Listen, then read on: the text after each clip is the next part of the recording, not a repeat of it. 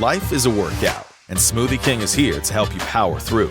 Whether you're crushing morning miles or sprinting through back-to-back meetings, give your body the energy, protein, and power it needs to help you conquer your goals. Only at Smoothie King. If you're a podcast host, listen up, this one's for you. My name is Allie Jackson. I'm the host of Finding Mr. Height, a dating and relationship podcast that I've been doing for 4 years now, sharing my positive and practical approach to dating that's built on my own life experience. And I wanted to share another experience that I've had, my secret behind monetizing my show. It's called Red Circle, and I was just telling my colleague about how much I love their platform. With Red Circle, not only am I getting a seamless hosting experience, but I also love the support I receive in ad sales. It's not just typical ad sales either. It's targeted opportunities based on my show and my life. And the platform is super simple. You just set your preferences and Red Circle matches you with sponsors that align with your show. You can vet every opportunity and their platform gives you great analytics. More recently too, my Red Circle team has brought me opportunities outside of my podcast on social media to really augment the podcast partnerships, bring them full circle. I just can't recommend them enough. If you want to give it a try, go to redcircle.com to get your free trial. That's redcircle.com for a free trial. This is a More Than Just Podcast production.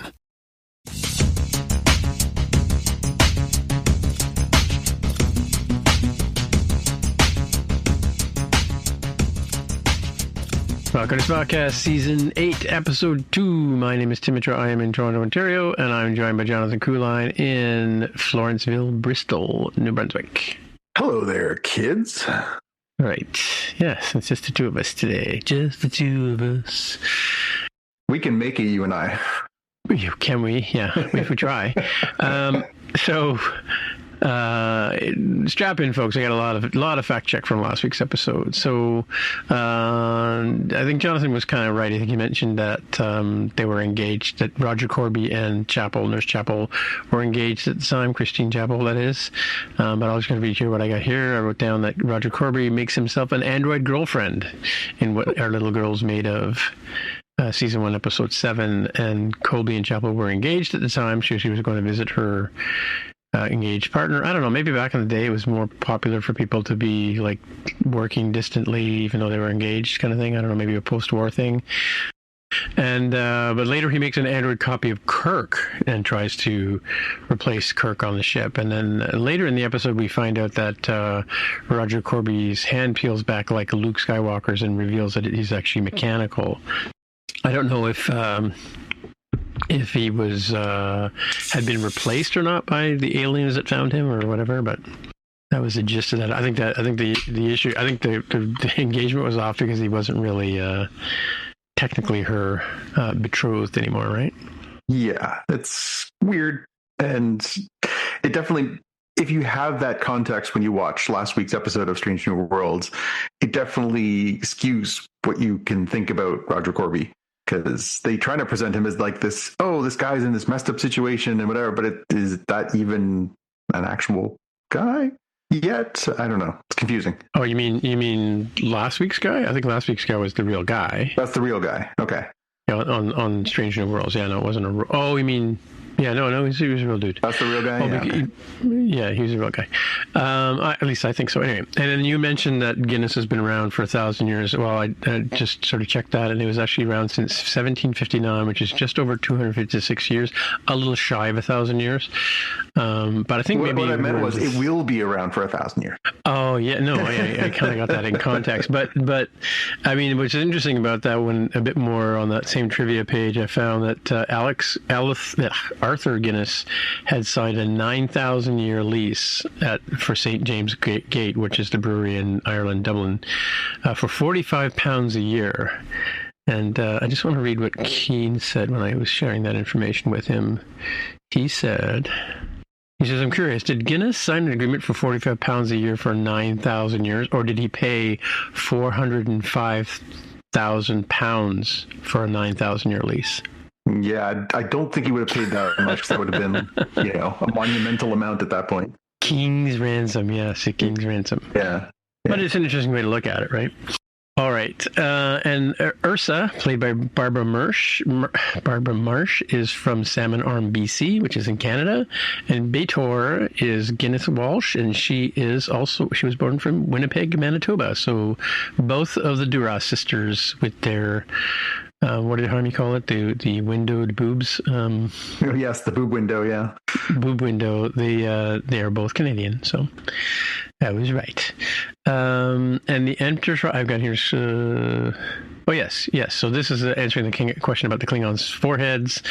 Enterprise episode Affliction and Divergence, season 4. Jaime was correct that a mutant form of an augment virus from Khan Noonien Singh's people spreads to the Klingons, and the Klingons attempt to fuse human augment DNA, to create stronger warriors. An experiment goes wrong, resulting in a plague that alters the physical appearance and genetics, and specifically smooths their foreheads and smooths out some of their regressive traits, which is why I guess the original series, or those old, what are those old stars? What do they call that one?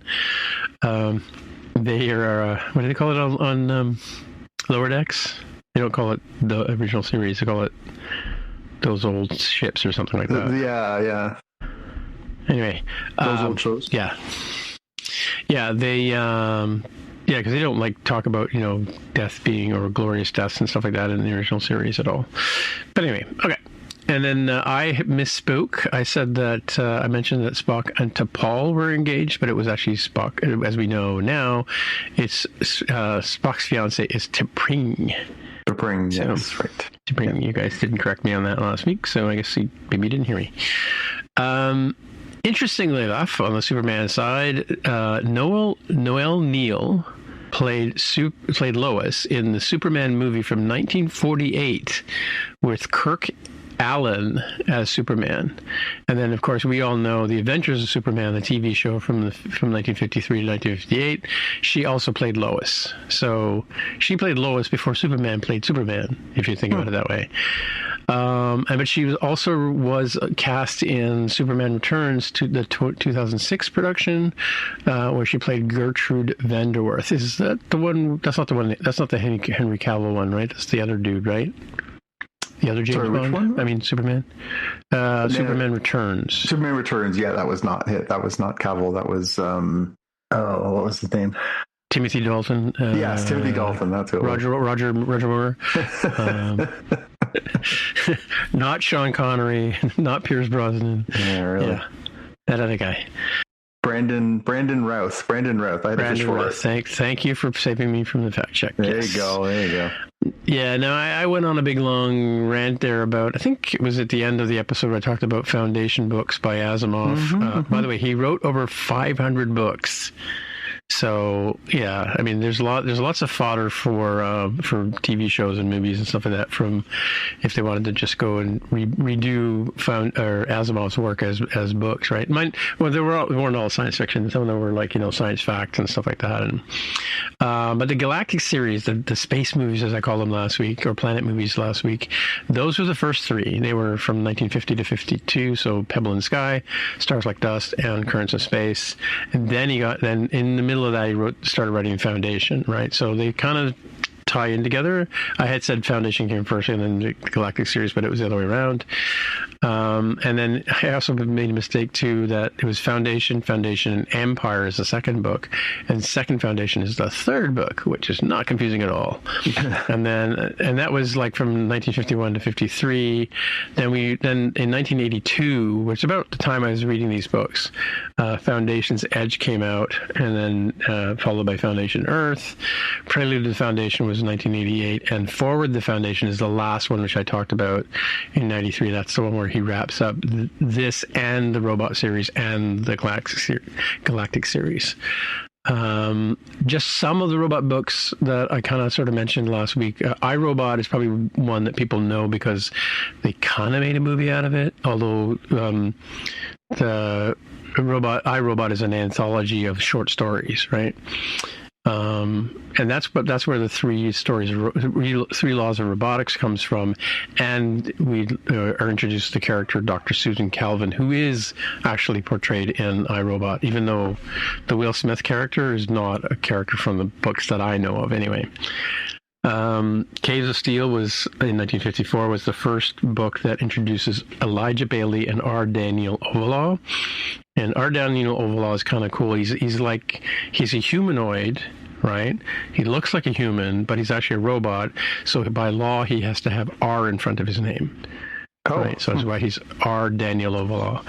And then and Caves of Steel, like that's where at that point in time the Earth has been so scorched that mankind lives underground. And so Elijah Bailey is like a regular detective who gets put with this, and Earthlings are very leery of machines and sorry, not machines, but they're leery of robots, right? So it's very difficult for Elijah Bailey to work with Daniel Ovalon, who comes in from another planet to help him solve a murder mystery kind of thing, right? So it's like a cop story, but it's like a human and an android. And then Naked Sun, this is one where Elijah Bailey has to come out of the caves and come out into the earth. And so like, he's also dealing with the stress now of being out in the open kind of thing. That's called Naked Sun. And in Robots of Dawn, Elijah Bailey has to leave Earth, go to the planet that Daniel Ovalon is from, called Aurora, and solve a murder mystery there where another android has somehow committed suicide, which is kind of, why would a robot kill itself, right, kind of thing.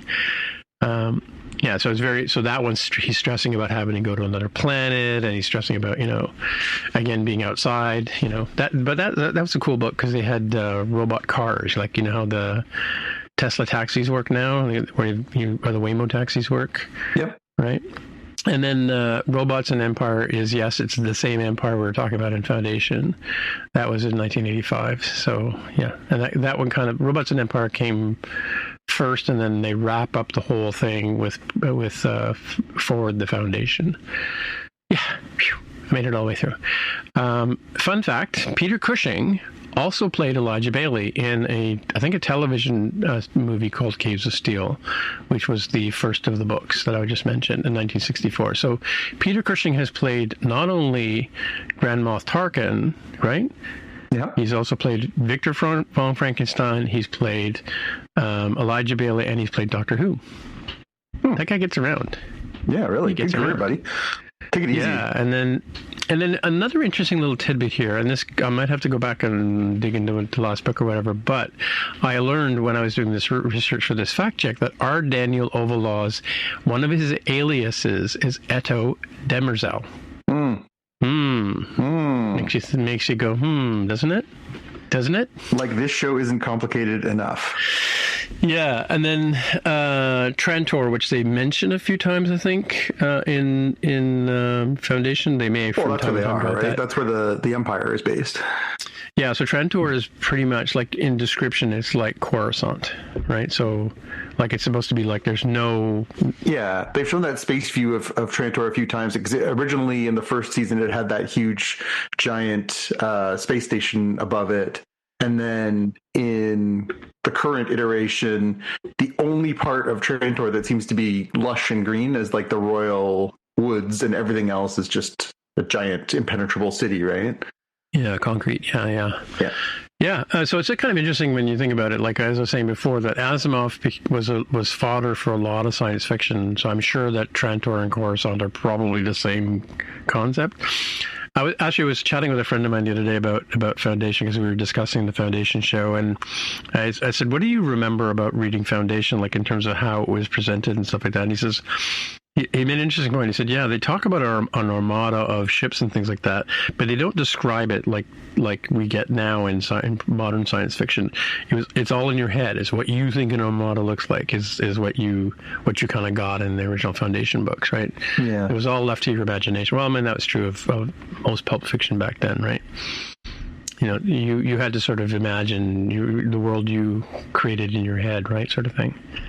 Yeah, I mean, that's a larger conversation about the death of reading and how people's imaginations aren't what they used to be, and right? Well, it's interesting too. Like, I think Jaime. We've asked Jaime before. I think he's only ever seen the Harry Potter movies, right? Right. Whereas you and I both know the books are much more detailed than the movies ever could be, right? Almost to a fault at times. That Goblet of Fire is a slog. Yeah. But the whole house elf subplot all the way through those last bunch of books.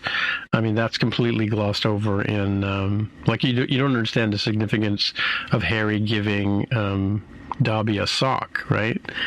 Remember, or he gives him clothing. They explain it very rudimentarily in the movies, but yeah, it's much more. But in the book, it was a much more significant thing. Yeah. Well, I'm sure that's the rationale behind doing a Harry Potter TV show, which is what's happening on HBO. Not that I will be participating, but there it is. All right. Okay. Cool. All right. Well, let's move on to the headlines now that we've gotten like a month's worth of fact check out of the way. We just had a lot of really interesting subjects. That's the sign of a good episode. I guess. Yeah. So last weekend was San Diego Comic-Con, and while there was not, I would say, the volume of news that we've sometimes seen come out of that event, particularly because there's not a lot of comic book film, MCU, DCU kind of stuff happening in the near term, we were lucky enough to get some Star Trek news, which is kind of why we're here. So the first thing that they dropped was the first teaser trailer for Star Trek Starfleet Academy. And yeah, we finally got a little bit of a taste of what we're going to see and a timeline. They said it's coming in early 2026, which is great because we were kind of in limbo as to when we were going to get more Star Trek after the end of this current season of Strange New Worlds, which wraps up in mid-September. So this is pretty cool. We got our first look at Holly Hunter as the Chancellor of Starfleet Academy and Captain of the USS Athena. Her name is Nala Ake, and it appears that she is a half Lanthanite. A Lanthanite is the same race as Pelia from Strange New Worlds, very, very long-lived. Pelia is thousands of years old, so it's conceivable that Nala Ake might actually have like hung out with Kirk and Spock or Picard or anyone, you know, so that opens up some interesting possibilities for that. We got our first look at some of the Academy students, so some of the actors and some of the names, which is very cool. Notably, there's a what looks to be a Jem'Hadar in the mix there as this one of the students, which is pretty far out. I mean, obviously not the first time they've done this kind of thing. This takes place in the future. Yeah, this is in the 31st century. This is a direct right? sequel to Discovery. So after the blip, right after the this is after they resolve things and they're bringing people back together. And they say in the trailer, hey, this is the first time in years that we've had a Starfleet Academy because it had been shut down because of the blip and the lack of ability and resources and everything else. We also saw Robert Picardo in the trailer, reprising his role as the holographic doctor, which is pretty neat. Oh, he's meant to be holographic there? Okay. Well, I can't imagine he would be the actual one, considering it's 800 years further forward from when we first last saw him. So I'm going to go on a limb and say it's probably the holographic doctor. And we also got our first look at the bad guy, and that is Paul Giamatti, right? So this thing's packing some star power. I mean, Holly Hunter and Paul Giamatti, this is an Academy Award winner and a kind of Academy Award nominee. Like they're kind of swinging for it here. So that's pretty neat. And so what were your impressions of this trailer? It was a teaser. It wasn't exactly like plot oriented. It was just kind of like, here's some characters, here's some scenes. But what'd you think? Well, it looked pretty interesting, and I'm kind of curious, I guess, why. Maybe that's the question I'll ask: is why would they go back to Earth of all places to set up the the Federation School, the Academy, right? But I guess that's kind of where it started, and before all the nonsense and stuff like that, right? So, no, it looked pretty good. I mean, it's kind of, here we go again, more Star Trek. So, yeah. I mean, it's not Section 31. That's all I have to say. Yeah, exactly. It was. It's funny because Starfleet Academy as a topic for a show is something that's been talked about ever. They had talked about it in the early 80s before I think even they did a Next Generation series. There was discussion about, maybe that would be an interesting way for them to go next, show the sort of, group of students at Starfleet Academy, or go back and tell the story of Spock and Kirk at Starfleet Academy, which I guess they kind of did in the Kelvinverse. So it's certainly not a new concept. The question is how to do it right?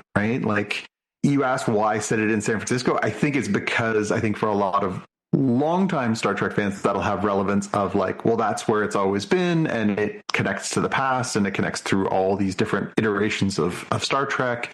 For new fans, it grounds it because it's not set off in some far-flung area of space. It's set in a place that they can kind of recognize. Also, it kind of gives them a cheat because they can then do the episodes where they don't have to build a space set. They can just have them walking around the streets of San Francisco or unnamed city here, right? But I think it's going to be really interesting to see if they can kind of land this plane, because it is such a simple and great concept. Hey, you've got a bunch of young people, you got a bunch of teachers, you get some familiar faces, you get some new faces, you tell the story of these people. It kind of has a timeline because you can have these people, going through and this is their 4-year term or whatever it is. And then, you can set them up for sort of whatever comes next. Like, it makes perfect sense. The question is obviously in the details, can they get all the things right that make us care about these people, that make us invest? Your mileage may vary. I think you and I and Jaime on this podcast and in other areas have talked about some of the successes and failures of Discovery. There was some good, there was some bad. I actually kind of really enjoyed the series more when they got to the far-flung future, although that whole blip season was really dragged out. All the seasons were too dragged out. But the fact that they were in the 30s, like in the real next generation, I think was fun because it did kind of eliminate some of the baggage, and it did cut down some of the prequel problems that we had been encountering in the first 2 seasons of Discovery.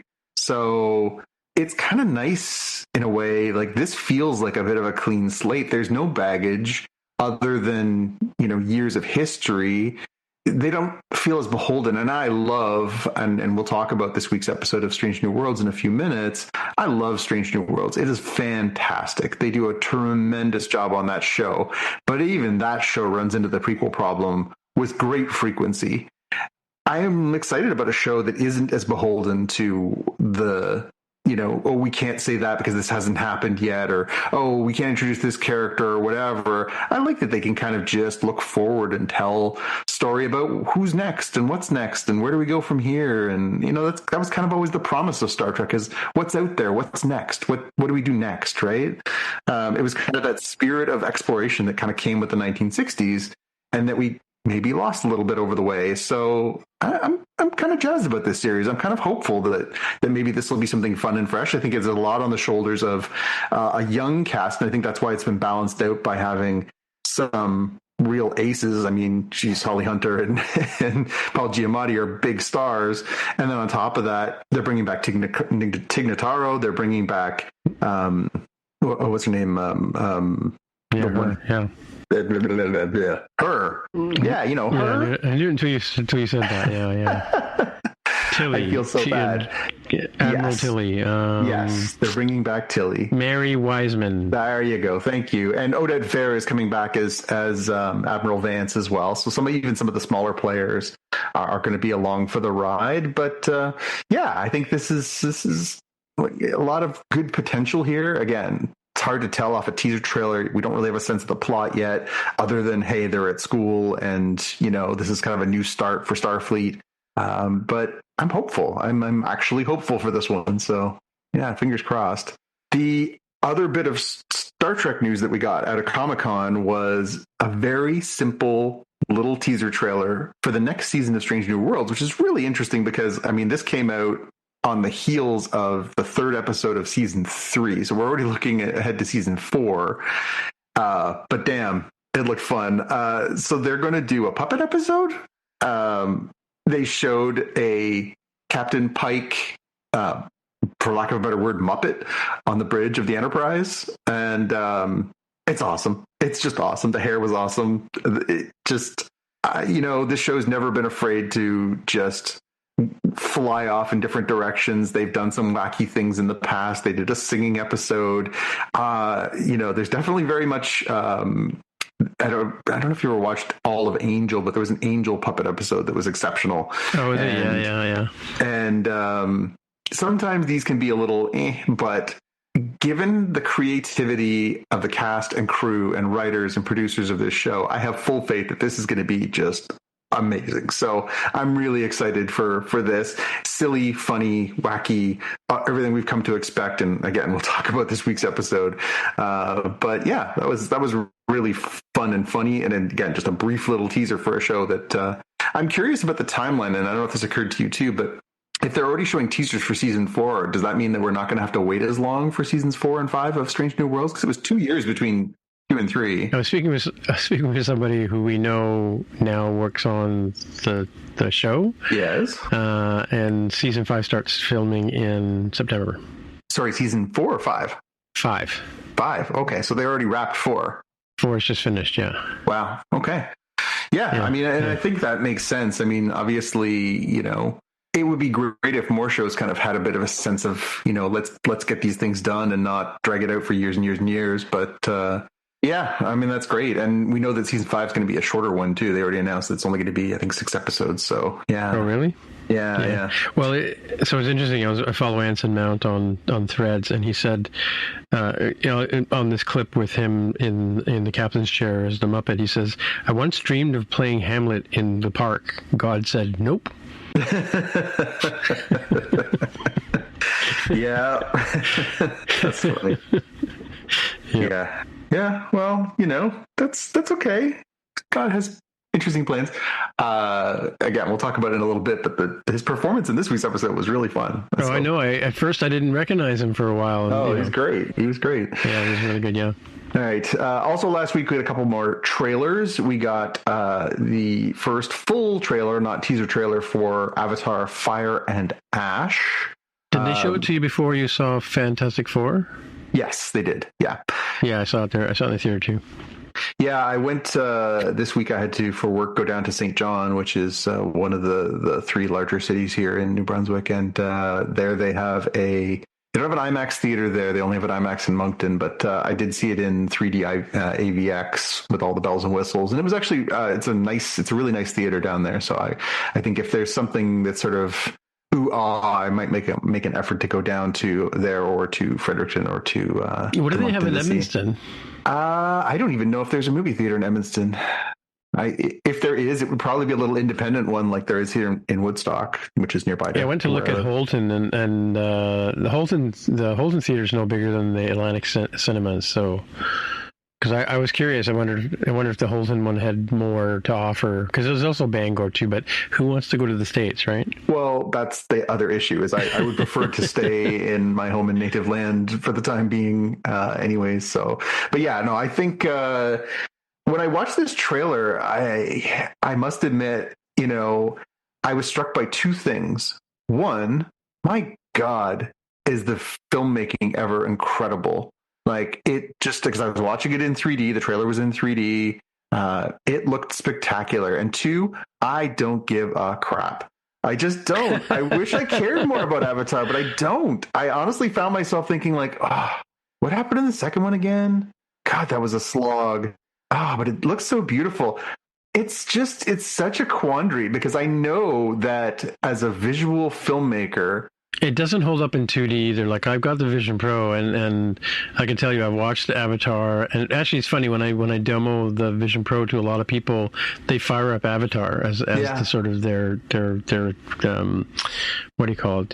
How good it can be, or tester, the stick in the water that you put to see how deep the water is at benchmark or whatever. I forget his name for it, but they often fire up Avatar, and so I watched it on the Vision Pro, and I've watched the second one, and the second one is really hard to get through, to be honest with you, right? So it is, and it's because there is now this sort of momentum, and maybe when there is, I guess I think the plan is 5 of these. When there is all 5, and you watch them, there will be more cohesive sense to it, but. The second one very much still felt like, you know, the ongoing adventures of, as opposed to like a self-contained movie. Here's some more of the same, but this one's about water instead of a big tree. That's the exact vibe I got watching the trailer. This for one's going to have fire and ash. This one's going to have fire and ash in it. And these ones are different. They've got different paint on. And it's just like, I don't care. You know, they're like, oh, maybe this character's going to get hurt. Maybe this character's going to get hurt. I'm like, they all look the same to me. I don't know. Maybe I'm just getting old. I found myself watching this trailer thinking like, one, holy moly, is James Cameron ever an incredibly innovative filmmaker? And two, God, I wish he was a better writer. Because this is terrible. Well, it just looks terrible. We could say the same thing with George Lucas, right? So. Absolutely. And that's a fair criticism. And, you know, like, just because you are a visionary filmmaker or an incredibly innovative creator doesn't mean you're a good writer. And that's why I think Empire and Return are probably better liked, is because he hired other people to take his story and turn it into a screenplay that actually had good dialogue and, you know, logical plot points, etc. You know, I must admit, I was really wrestling with like, would I go, like, for me to get to the nearest good cinema, and I do deeply apologize to Atlantic Cinemas, which I really respect and enjoy. But, you know, sometimes you want to see something. Do they not do 3D movies at Atlantic Cinema? I don't think so. I'd have to double check. They might. But it's overall, it's a bit smaller, and it's just not quite as an oomphy experience. And, you know, I'm a big movie buff, so I like that big theater experience. But I thought to myself, you know, would I drive an hour and a half? This thing's coming out in winter in New Brunswick. I'm like, would I drive an hour and a half in the winter to go see this? I can answer that for you. No, you're not doing it. And I'm like, no, I just won't. I just don't think I will, which is hilarious. Because again, this movie, the first one was a monster. The second one is still a monster. Like, it does huge business. And I'm like, I don't know. Like, if I asked any of my younger family members here in New Brunswick, like, hey, Avatar, like, I don't think any of them would have like a passionate, you know, like when I used to, if you asked like anywhere between the ages of, we'll say 3 to about 48 about Star Wars, you better buckle in, folks. 48. I'm 51. All right. How about that? I could talk your ear off about Star Wars and how passionate I am about different parts of it and how characters I love and everything else. I don't think I could tell you half the characters' names in Avatar. And again, I realize we're talking about very different things, but considering the box office, considering the, you know, the oomph that they try and put behind it, man, maybe I'm in a bubble, but I just don't see that passion for it. I feel the same way about Titanic, right? I don't think I've ever watched it all the way through. I didn't see it in the theater when it came out. I've never seen it in the theater, actually. I've only ever seen it on TV. And I've never, like I said, I've never watched it from beginning to end. I've watched the end, I've watched the middle, I've watched the first part. But yeah, it's just, and I think that Avatar is just, it's Titanic in 3D. Like, it's just, you know, I don't, like, you're right. I don't care. I'll go for the visual effect, but, you know, yeah, I don't know if I'll even bother going to see the third one in the theater. Like the thing is that, like, you and I talked about this when it came out, when Avatar first came out, it was amazing, right? Because like it was like one of the best 3D movies production wise ever. The effect was great. Even like the ash falling from the tree when it's on fire was just spectacular. You know, the first time she puts out his fire and he can see the plants light up at night, the luminescent plants. That was an amazing scene. Incredible scene. Incredible, like beautiful filmmaking, right? And then, you know, and then watching it on 2D was like, okay, whatever. And then you and I went and watched it again, like before the Fire and Water and Ice or whatever the last one was, Dragon, whatever. You know, like he steals titles from George R. Martin, but. We went and saw it. We went and saw the original Avatar again in the theater, and after having seen Spider-Man and, you know, all of the, you know, all the Marvel stuff and whatever, right? Like, all, you know, Age of Ultron and blah, blah, blah, blah, blah, right? It didn't hold up. It wasn't that, oh my God, that was an amazing experience thing. It was like, that was a good 3D movie, right? Yep. It wasn't, but then, you know, and then going to, you know, watch the second one, it was okay. It was a little less, you know, spectacular than Avatar. I could tell that the 3D had advanced, right? And I was going to say, like, when you said when we have 5 of them to watch, you're definitely going to watch. It's like it's me replaying, Tomb Raider. The first bunch of Tomb Raiders are even though they've been remastered for the modern systems, they're still pretty rudimentary, right? The skill set, Lara Croft's skill set is not there, but as you move forward in the series, they get better and better. So the first Avatar is going to seem pretty lame. Mind you, it might be like a New Hope kind of lame. It may still be an amazing movie and story and whatever, but the second and third and fourth and fifth, they may not hold up. But I'm sure by the time we get to the 5th movie, knock on wood, and James Cameron's still around, it's going to be an amazing technical feat, but whether the story holds up is another story, right? Like you got to remember too, I grew up in the age when somebody would say, we're making a sequel to whatever. It doesn't matter what, we would all go, ugh. Like there would be a group groan, right? And if there was a third movie, there's very little chance that most people would go see it, because back in the day, you'd have an amazing movie. They would run to the store and try and bang on a second one to try and capture the magic of the ticket sales or whatever, and it would always be a flop, right? And then the third one would come along. I mean, if you look at Wrath of Khan is an exception because it was the second one, right? But I mean, Empire Strikes Back is also a very good sequel. But I mean, but if you go earlier Godfather than that, 2, I think, is probably the belt holder, right? Well, true, but if you look at Death Wish, and you look at Death Wish 2, and you look at Death Wish 3, I didn't even know if there is a Death Wish 4. There probably is, but I didn't see it. What I mean? Like the French Connection 2, I don't know that it holds up to the French Connection 1, you know what I mean? The Godfather 2, these ones are exceptions to the movie making, but generally speaking, in the 70s and 80s, if somebody made a sequel, it probably wasn't worth, it wouldn't have the same mass market appeal that the first generally would, right? Notwithstanding Empire Strikes Back and it's the ones we mentioned, right? So just because somebody makes a sequel doesn't make it better, right? So we'll have to see. We'll have to see. Again, this is just our opinion. There may be people out there who just love the whole Avatar franchise, right? So we may be wrong. It's true. Feel free to to jump onto our Slack channel. We'd love to hear from you if you've got differing opinions. Again, maybe it's generational. Maybe we just aren't as connected to it, but it just... I must admit, my first reaction wasn't, I got to see this. My first reaction was, oh no more. Fire up the Rascals. We're going to go see a movie. Yeah. Absolutely. Well, the other trailer that we got last week was Tron Ares, which is technically the 3rd Tron movie. And this is another one where I'm like, it looks amazing. The soundtrack obviously bangs. It's 9 Inch Nails after Daft Punk did the soundtrack for the last one, Tron Legacy. It reminded me very much of Legacy in that I was like, oh, this looks amazing. I don't care about it at all, but it looks amazing. Yeah. It's such a strange thing, and yet it looks cool and it looks, really well made. And, I'm curious about this one. If even just to go sit in a really good surround sound system in a huge theater and listen to the 9 Inch Nails soundtrack just bang off the walls. Mm-hmm. Yeah. But again, I found myself struggling with this one the same way I struggled with Avatar. Coincidentally, both of these movies are Disney, but it was very much, full of sound and fury signifying nothing. I don't know why you would be compelled, other than the last one was infinitely better than the first one. The first one is an absolute car wreck. It was a car wreck. I watched it as a kid. I watched it in the theater when I was a kid. I watched it at birthday parties when I was a kid. Did you still think it was a car wreck when you were a kid? When you were a kid, you thought it was a terrible... When you were a kid, you thought it was a terrible... Everyone did. There was no Tron hive.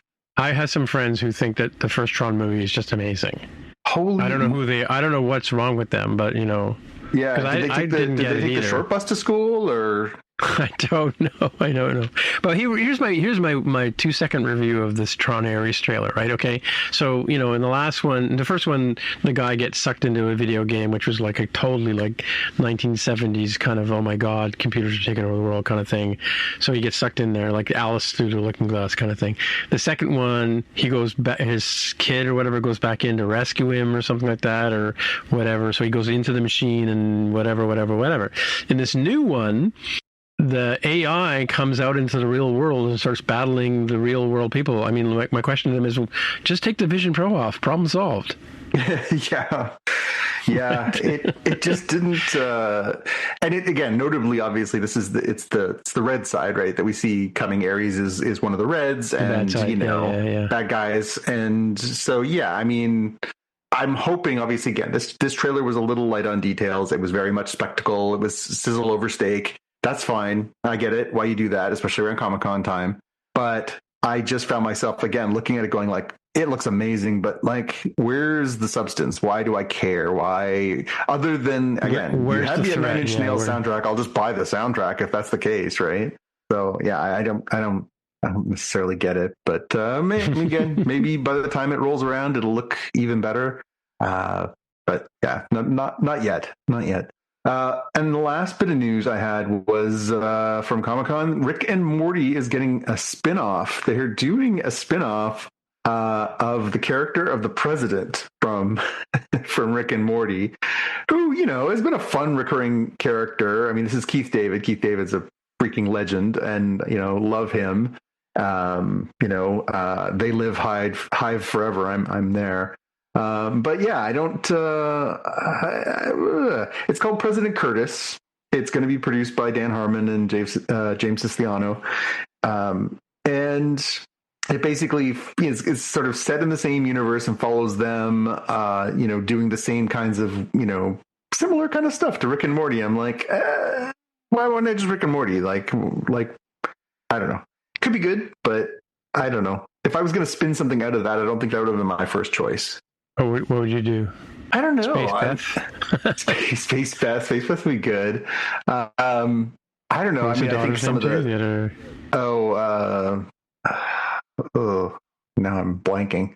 No, if I was going to do something from the Rick and Morty universe, I would probably do something about like the team ups and stuff that they've done in space, where they get like all the what are they called? Human and Birdman. Yeah. That would be more fun, because you could go very Suicide Squad with them and just have like, mass casualties and do all kinds of fun stuff that.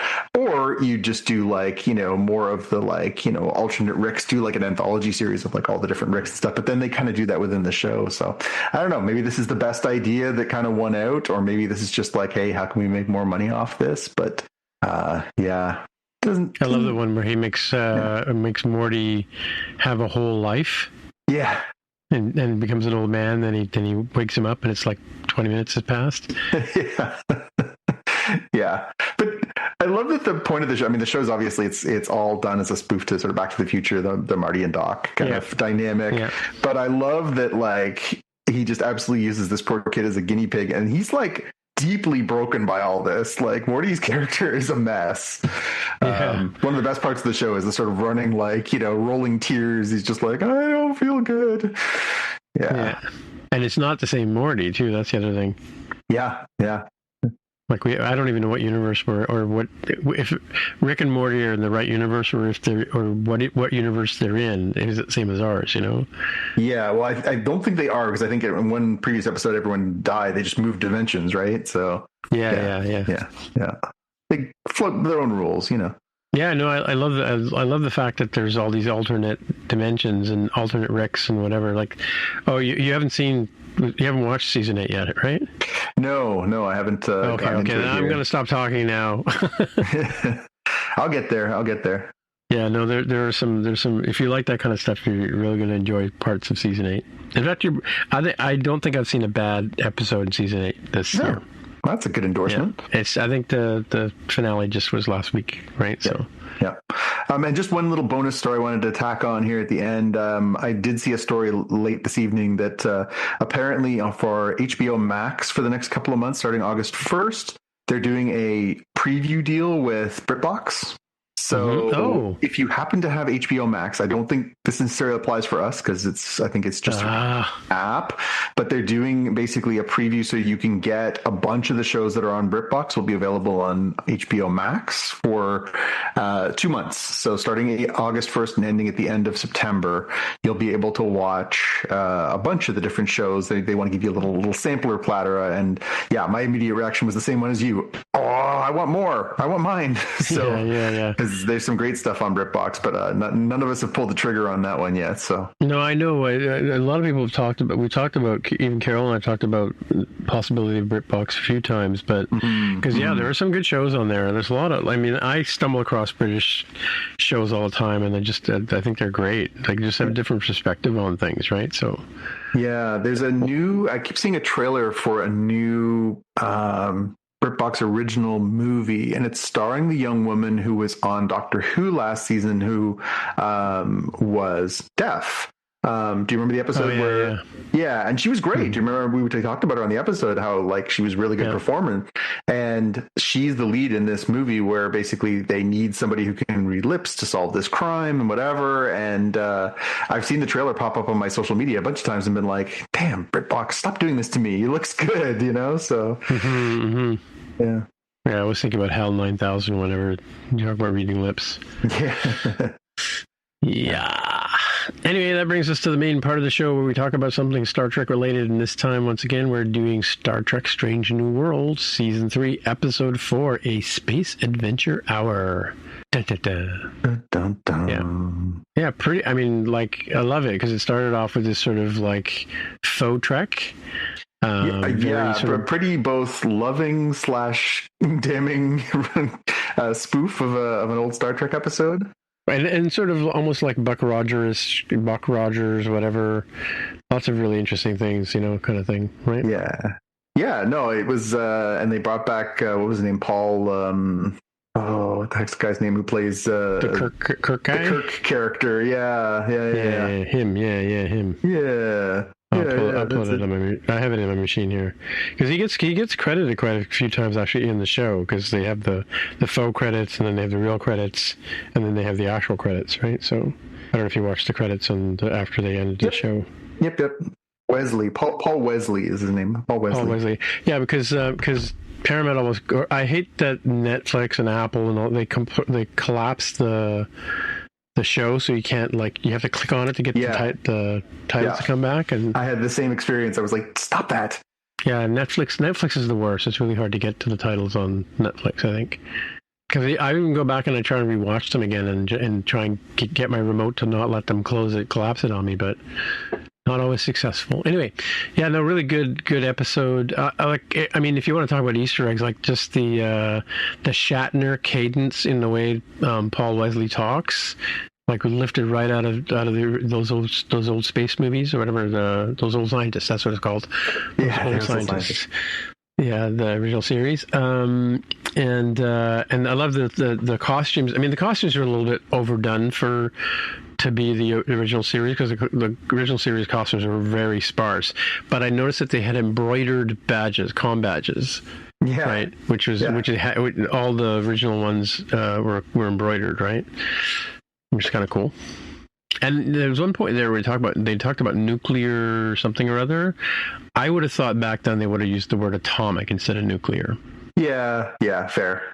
Because you remember that what is it, 7,000 Hats of Terwilliger or whatever, the Dr. Seuss movie? Have you seen that one? The live action movie? I don't think so. No.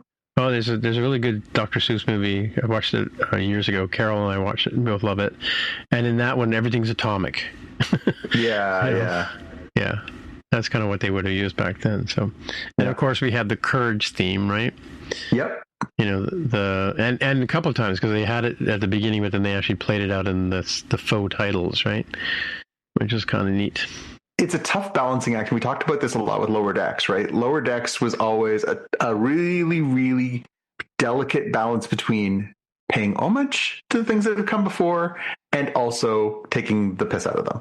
And this was kind of the same thing in a very, probably more challenging way, given that this was live action.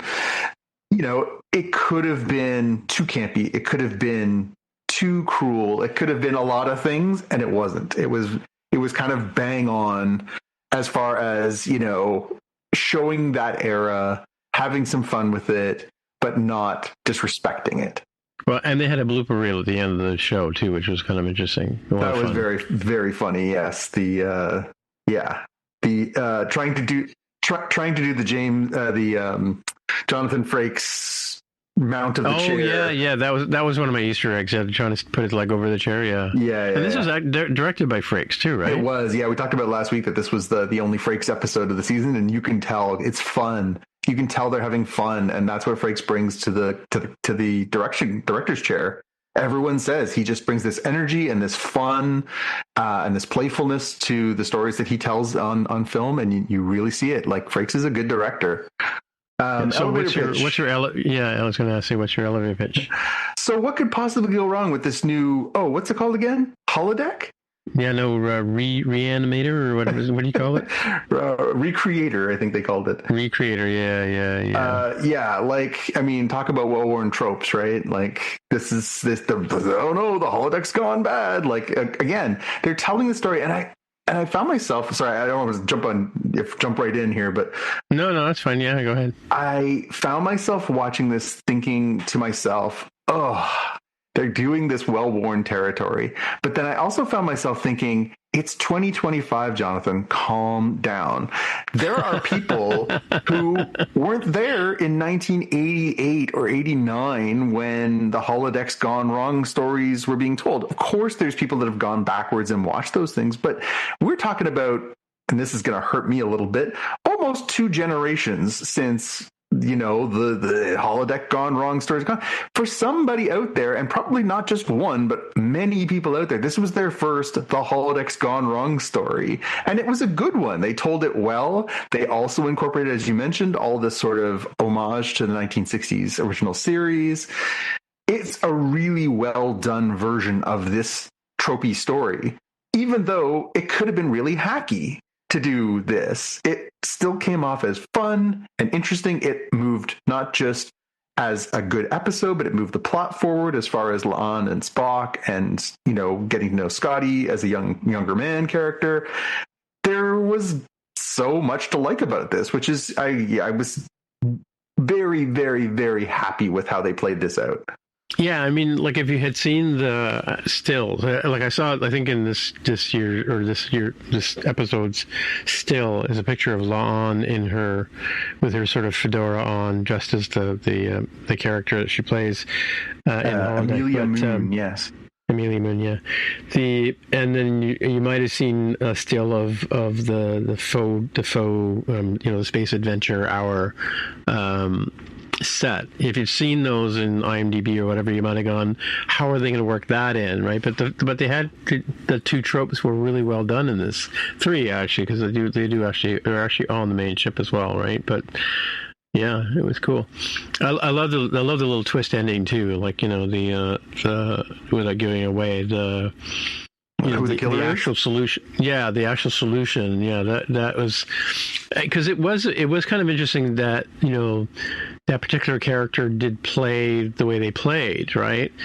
Because as I mentioned before, let's just say the Spock on the holodeck, if I can say that, it was more like Leonard Nimoy's Spock than the what's his name, Ethan Hunt's Spock. Because Ethan Hunt's Ethan Peck. Ethan Hunt is the guy from Mission Impossible. Oh, Ethan Peck, yeah.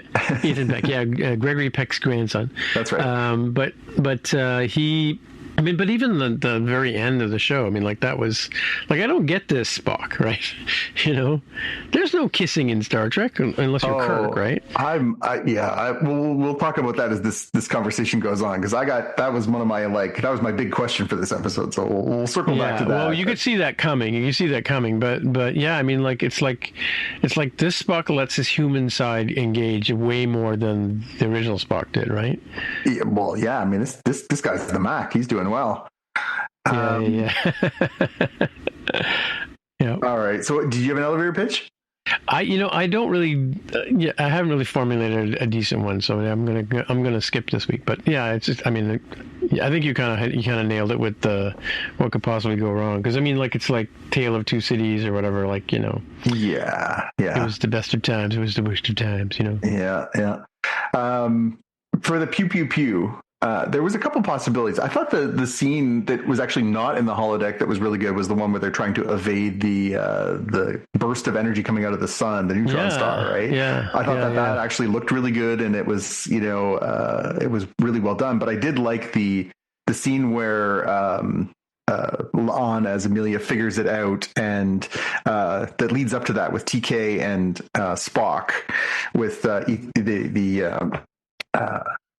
the sort of the gunfire and all that stuff. I thought that was a pretty good sort of, you know, felt very true to the sort of pulpy 1960s kind of stuff that they were doing. I thought that was good.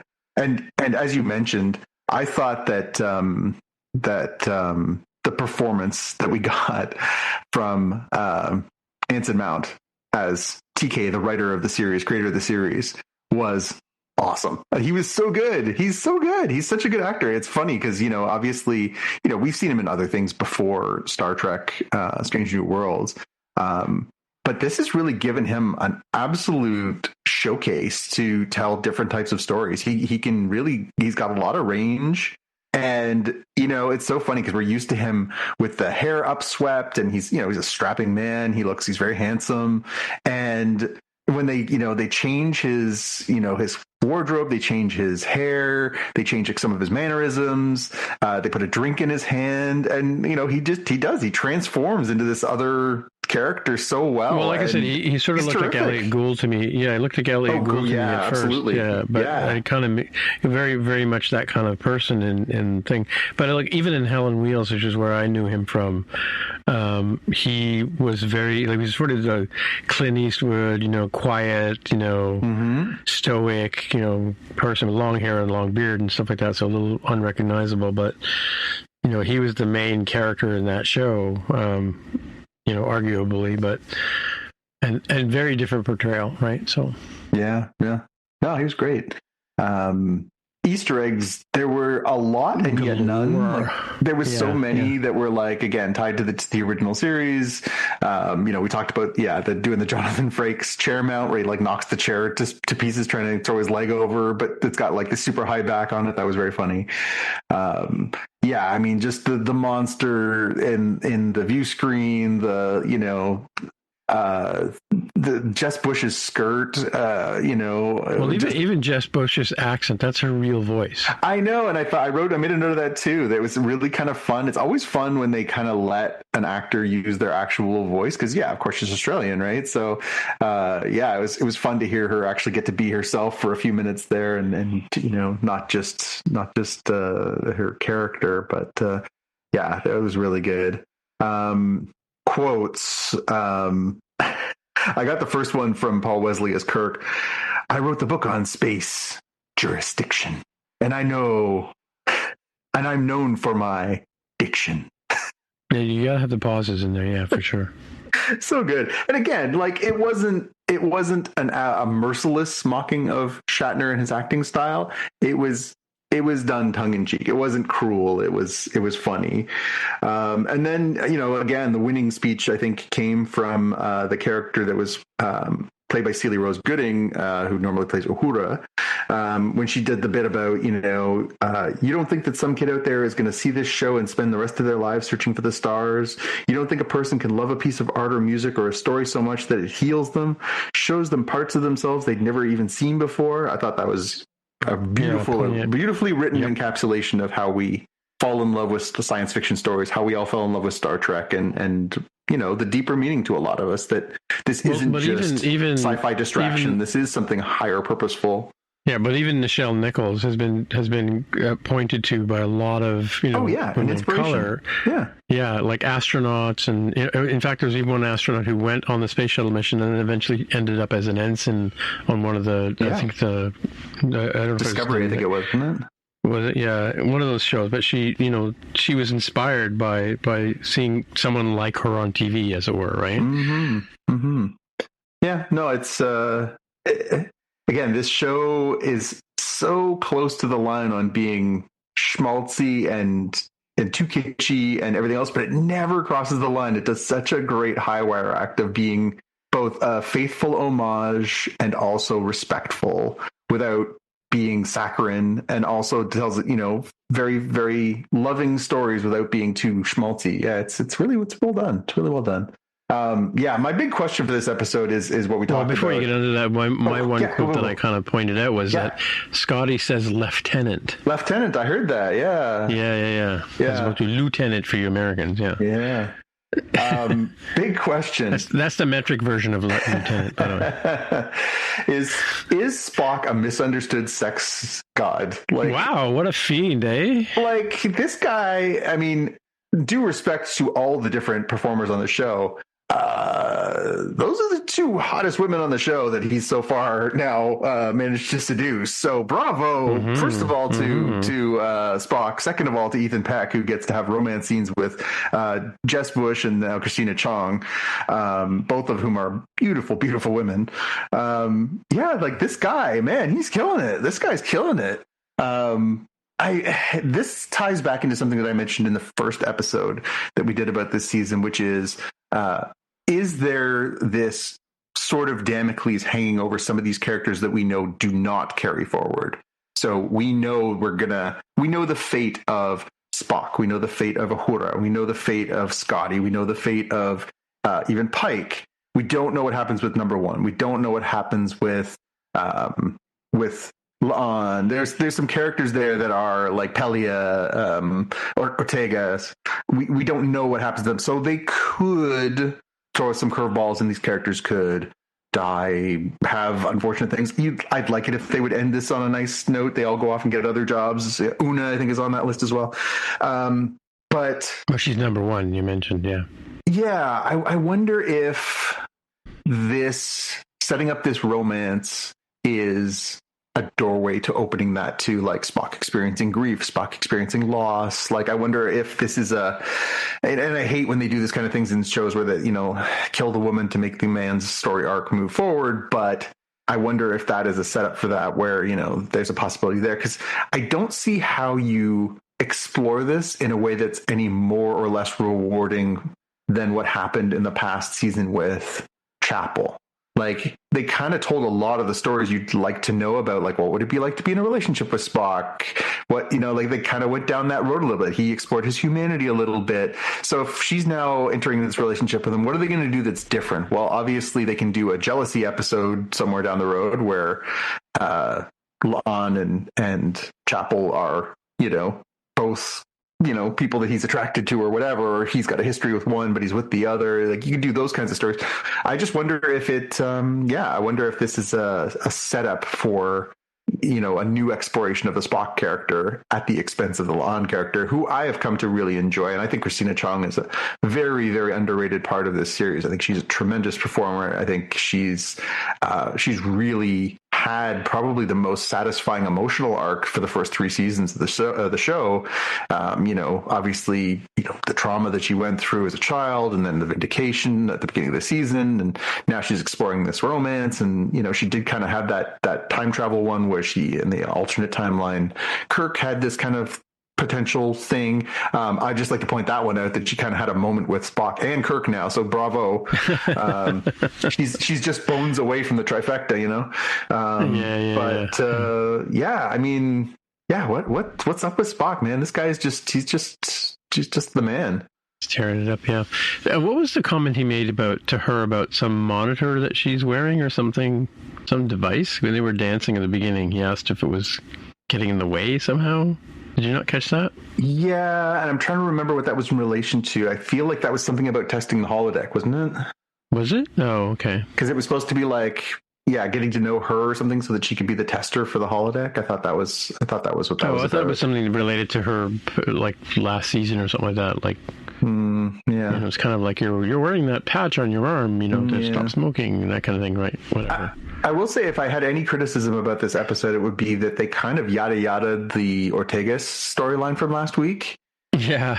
Where they were basically just like, we're just going to put her back on the bridge. She's going to be back at her job. Do you trust her? Yeah. Like, it was like 20 seconds of exposition to be like why Ortegas is back on the bridge, but there was no like, you know, moment where she and Una have a connection or discussion about it. It was just literally like, and Ortegas is back at her job and she's good at her job. Like, it just felt like, considering that it came to like, you're getting suspended for 2 weeks for being a donkey, like, I don't know. I just felt like that got a little bit lost in the shuffle of a bit of a busy episode. But and then again, Una sort of doing the same thing with Scotty at the end, where she sort of like explained to him about, you know, the fact there's 236 people on the ship, and he doesn't have to do everything by himself, and he's also, I guess, he's dealing with the trauma of he tried to get people to help him in the past, and they all died, and he was left by himself or something like that. Like, I don't know.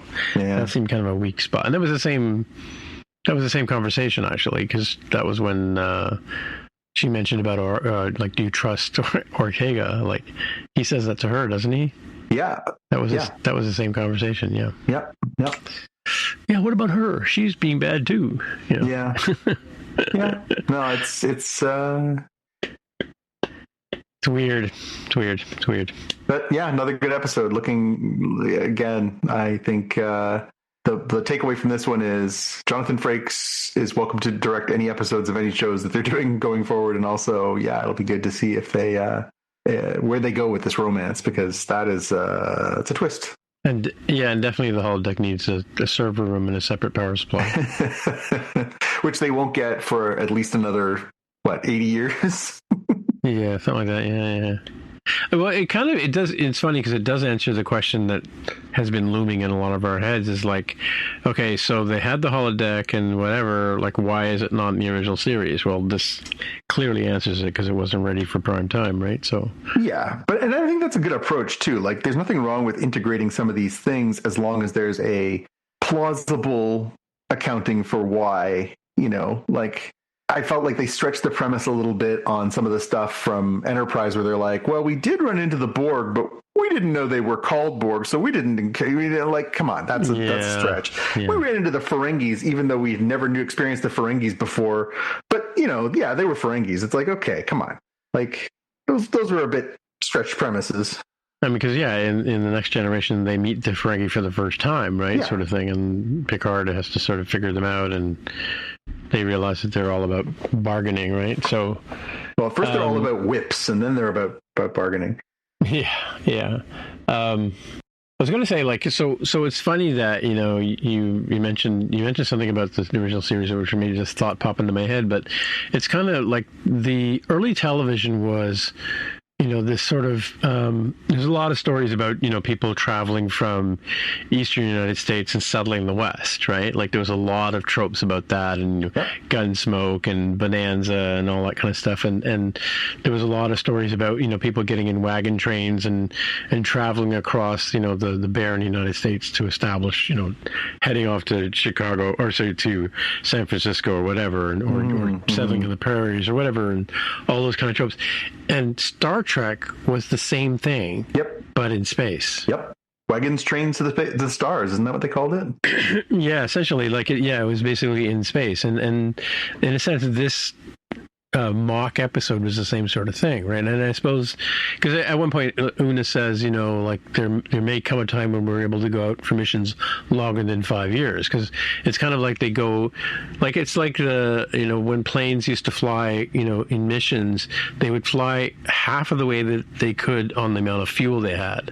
And then no matter where they were, they had to turn back and come back, because otherwise they weren't coming back, you know?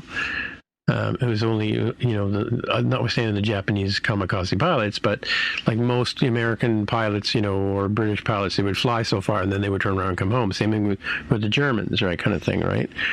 And that's kind of like the reason, like, because maybe they were trying to answer the question for the original series, why was it only a 5-year mission, you know? So, because he does mention that in the space, the final frontier, right? We're on a 5-year mission to do this, right? But maybe that's because that's all the contract they had for the show, you know? Yeah. Because because they continue. They don't say that in the beginning of the original or the Next Generation, right? No, they say it's ongoing mission. Ongoing, yeah. They expand it, right? So because they've got the better warp engines and whatever. And they have holodecks, so they can just stay out there and chill. Yeah, definitely. I love the fact that they do try, and it's funny that now in retrospect that she says computer off or whatever, and the Spock character says computer arch, that's another kind of Easter egg too, right? Yeah, absolutely. Cool, which is supposed to be the safe word for holodeck people. Oh, my one complaint about the show. Okay, so it's the part where La'an's face gets cut, right? Mm-hmm. Couldn't they afford a little prosthetic to make it look like there was actually a cut there? Yeah, you didn't think that was good enough? No, not on high res, television. Yeah, yeah, it could have been better for sure. Yeah. I mean, it was a bit of paint at first, and then it was just sort of like a little bit of makeup on her cheek, right? Like that works in the theater, but it doesn't work on high res television. We're now we have a direct conduit to the set. We'll start sending notes. Yeah, well, true that. Now, a word from our sponsor. Life is a workout, and Smoothie King is here to help you power through. Whether you're grinding out bicep curls or muscling the couch across the living room, crushing morning miles, or sprinting through back-to-back meetings, Smoothie King has fuel to help you maximize your workouts, own your recovery, and elevate your game. Give your body the energy, protein, and power it needs with a lineup of delicious smoothies made to help you conquer your goals. Only at Smoothie King. Now, back to the show. All right, well, let's move on to the next subject of today. Well, should we do Foundation first or Fantastic? Yeah, let's do Foundation. Let's get our television out of the way first. All right, Foundation, Season 3, Episode 3, When a Book Finds You. And I'm trying to remember what the When a Book Finds You title was about. Well, yeah, I guess. And I do have a potential Easter egg in that one, or like spoiler thing, but... Yeah, so this episode was kind of an interesting episode because we were introduced to a couple of new characters who kind of go and confront the person who says he's the mule, right? Yeah. And he has a conversation with Dawn and Dusk, right? Because Day's not around, right? Yeah, he's too busy getting high. Yeah, too busy getting high, and then he wants to leave and run off with his girlfriend or whatever. Until his girlfriend finds out that Demerzel is not human, right? Yep. Yeah. So kind of a twist. When do you think at some point all the different iterations of Empire are finally going to figure out that if you mess with Demerzel, you lose? Because damn, she just shuts them down every time. Oh yeah, exactly. She's the 10 steps ahead of them. Yeah, she's the Daniel Ovalov character, right? Like as I sort of alluded to in the fact check today, right? Yeah, she kind of like she's the mother hen, like she's the babysitter, right? For Empire. Like she makes sure that the rules are followed, right? Well, that's it, and it's funny because this is the first iteration we've seen in the show so far where Day kind of realizes his futility in all this and is just like, to hell with this, I don't care anymore, and is out getting high and sleeping with his girlfriend. Yeah. But previously they were all, especially the season 2 version of Day, they were all convinced that they were the masters of their destiny, that there was no one above Empire. Empire is the most important thing. And then the whole season 2 was about unveiling the fact that actually no, Demerzel's the one who's been in charge all along.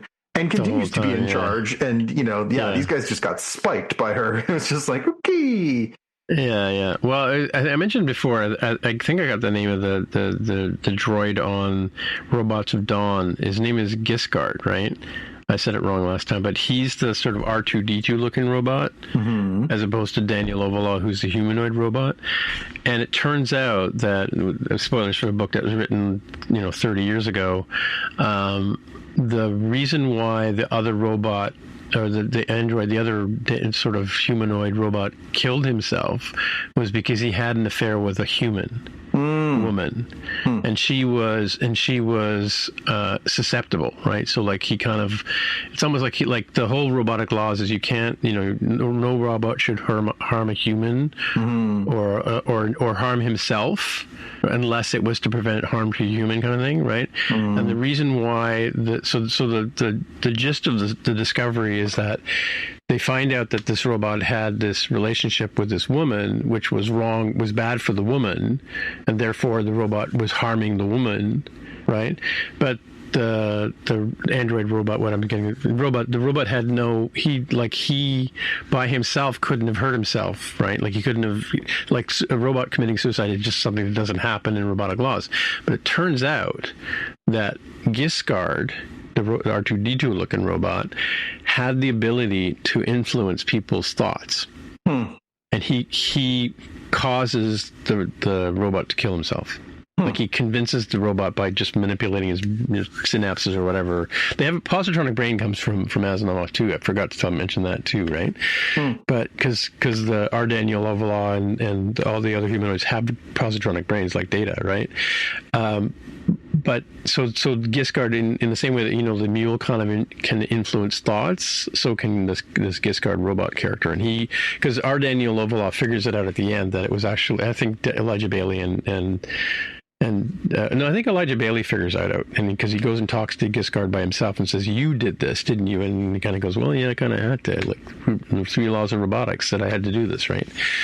But the reason I'm talking about that is because like in the same sense that I think that's why Demerzel is so far ahead of the plot, right? In terms of like what these Empire characters are doing, right? And the weird thing about it, so there's a scene in this episode where the young woman and the young man who are, I guess they're grifters, right? They've been hired to go get this guy into the party so he can lay his eyes on this person who's been running around, like the mule character, right? Or supposedly the mule character. And the reason I'm saying that, they point out in the previous episode. So the guy is the sort of the two party people are, the first one is Torin Mallow, right? So he's supposed to be the descendant of Hober Mallow. And his wife is Beta, but they explicitly say, like, they introduce him as Torin Mallow, like he's supposed to be like, a very important kind of person, but he's kind of treating his station the same way that Day does, which is like, I'm much more interested in partying and having a good time than I am. So he's sort of like a Paris Hilton, kind of like has a reputation of being. Well, he's got a family name, right? He has an official position and a family name, but it doesn't really matter. But he's a key to the party. He's a 1%er basically, right? Absolutely. He's able to get into the party because of who he is. And that's why Pritchard uses him to get in, right? Right. But anyway, what I was getting at was when they escape, they take this sort of quirky musician character that Magnifico Giganticus. Could tell me that's not a fake name. Well, anyway, but they take him out of it, and when he's on the ship and they're escaping, they jump into warp and they escape the bad guys, and they kind of turn to the guy and they look at him and they go, and he kind of just giggles under his breath, kind of thing. Yeah. Did you catch that? Right. Yeah. Remember the character I was explaining who was the mule? Yep. In the books, I think that might be the mule. Which is. I was thinking about that because you had mentioned it, but I also don't know how that works because the mule seems to actually be the mule because he's using his powers and stuff like that. Unless this guy is he's that. I'm saying, look, what I'm saying about the mule, the character in the book, is this guy is so good at what he does that he could have got that other guy to present that he was the mule. Yeah. Right. And because you don't see, cause the very first scene in I think the first episode of this season, he goes and confronts the army. Yeah. Right. And it's just the one guy in the battlefield. Right. And he seems to be by himself. Right. But we don't know that like Cyrano de Bergerac, he's hiding in the bushes. Yeah. Right. You know what I mean? That's fair. Yeah. And because the whole army ends up killing each other. And then he gets the general guy to shoot himself in the head. Right. And then that's how he takes over by defeating the army, he becomes the leader of whatever society he's running, right? That's the gist of how this guy with the goggles, let's call him goggles for now. Goggles, we're supposed to think he's the mule, right? Yeah. And in fact, he does have a meeting with Day and Dawn, right? Yeah. Sorry, Dawn and Dusk, right? Dawn and Dusk, yeah. But I mean, we don't know that he's being manipulated into doing that. Like, he's like, it's funny. Like, I used to work for a boss who he was very manipulative of people, right? But when he had to get dirty work done, he got another manager to do it. Right? So he never seemed like the bad guy. Yeah. You know what I mean? We've all worked with those people.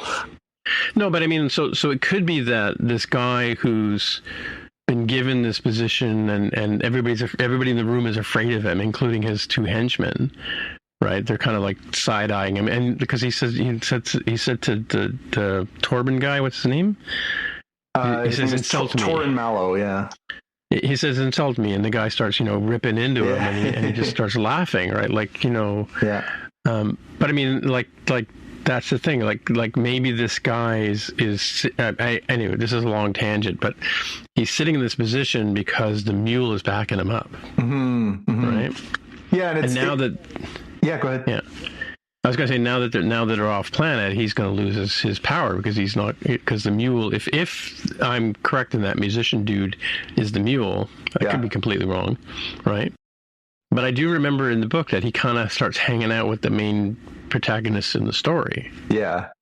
Right? Well, it would make sense because that this does also kind of smack of manipulation. Like they end up doing what he wants him to do, right? So yeah, no, I think you're probably onto something for sure.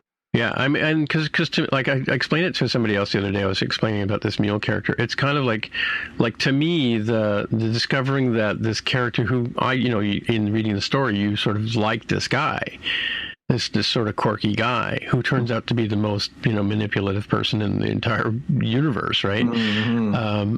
That to me was the Luke, I'm your father moment, Mm-hmm. Yeah, the twist that was the first time, right? Yeah.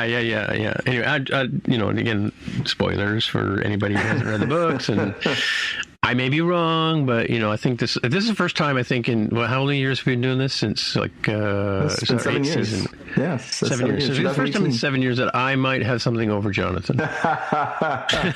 Bravo, well done. We'll plant the flag on this one. So reading books pays, folks. There you go. And experience is not a waste. This experience is valuable. Yeah. Mm-hmm. Yeah. I mean, that's my theory of this musician dude, but we'll find out next week. I could be completely wrong. Yeah. I mean, overall, this wasn't, I would say, a monumental episode. There were some good scenes and stuff. It wasn't like a holy moly episode, but it definitely moved things forward again. And I think it was a good reiteration of, one, Demerzel's terrifying. 2, the mule is a real threat, and 3, it gave us a chance to get to know some of the sort of supporting characters a little bit because, as we talked about last week, sometimes when they start a season of Foundation, you really are playing catch up because it's like, oh, they're how long in the future? 150 years? Okay, so this one they definitely they go backwards. They show you how Don got interested in psychohistory. They show you how he meets with Gale and sort of becomes this sort of inside. But he doesn't meet with Gale in person though, because Gale's a hologram, right? It's a projection. Yeah.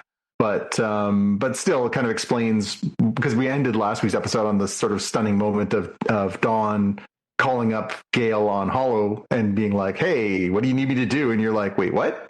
So this kind of explains the backstory of like how their relationship evolved and how that's coming together. But it's interesting. So good. Did we see Gale in human, like in IRL? Did we see her in real life this time, or we only ever saw her in projection? I think when we see her when he calls her, when we call back to the end of last episode, when he reaches out, I think that's really her on the other end of the line. Oh yeah, that's true.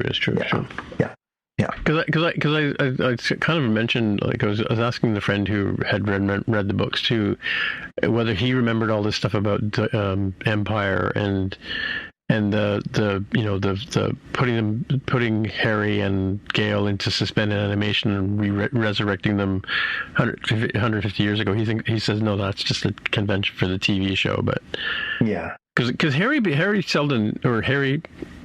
Is it Harry Seldon? Yeah, Harry Seldon. I'm lost now. Yep. Harry Seldon shows up as a projection in the book. Well, and here's two things, right? Because he is himself, and then he's also himself inside of the ship in the vault. The vault, yeah. But then he ends up getting reincarnated in season 2, and then that's the Harry that we see getting old, getting older, and then he realizes that like he is gonna die again. And he wants to be regenerated again, but they can't. So he realizes, no, I'm just going to have to live on in the version of me in the vault, right? Yeah, because that's the other cool thing about the book is this dude that just, like, how's he going to show up in the future kind of thing, right? Yeah. Yep. It's an interesting set of novels to sort of build a TV show around. Yeah, for sure. And tricky again. This is another one where like it could go off the rails very easily. And I understand, like, we talk sometimes about high fantasy, low fantasy, high sci-fi, low sci-fi. Star Trek's pretty accessible sci-fi. You could kind of just come in and watch a show, and they'll yada some stuff in sci-fi gobbledygook, but it's more or less understandable. You couldn't come in partway through Foundation. It's too deep. There's too much.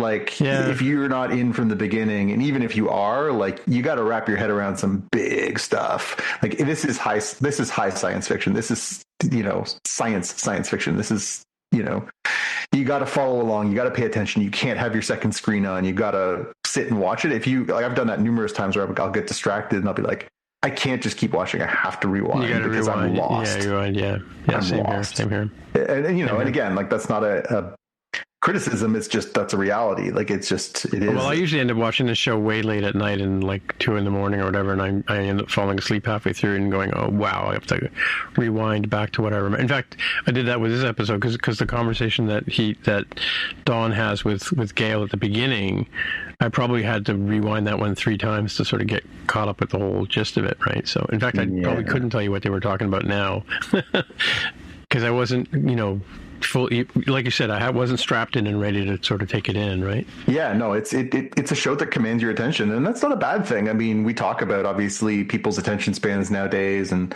why we enjoy the movie theater experience because it's so focused as opposed to at home where you kind of be distracted more easily.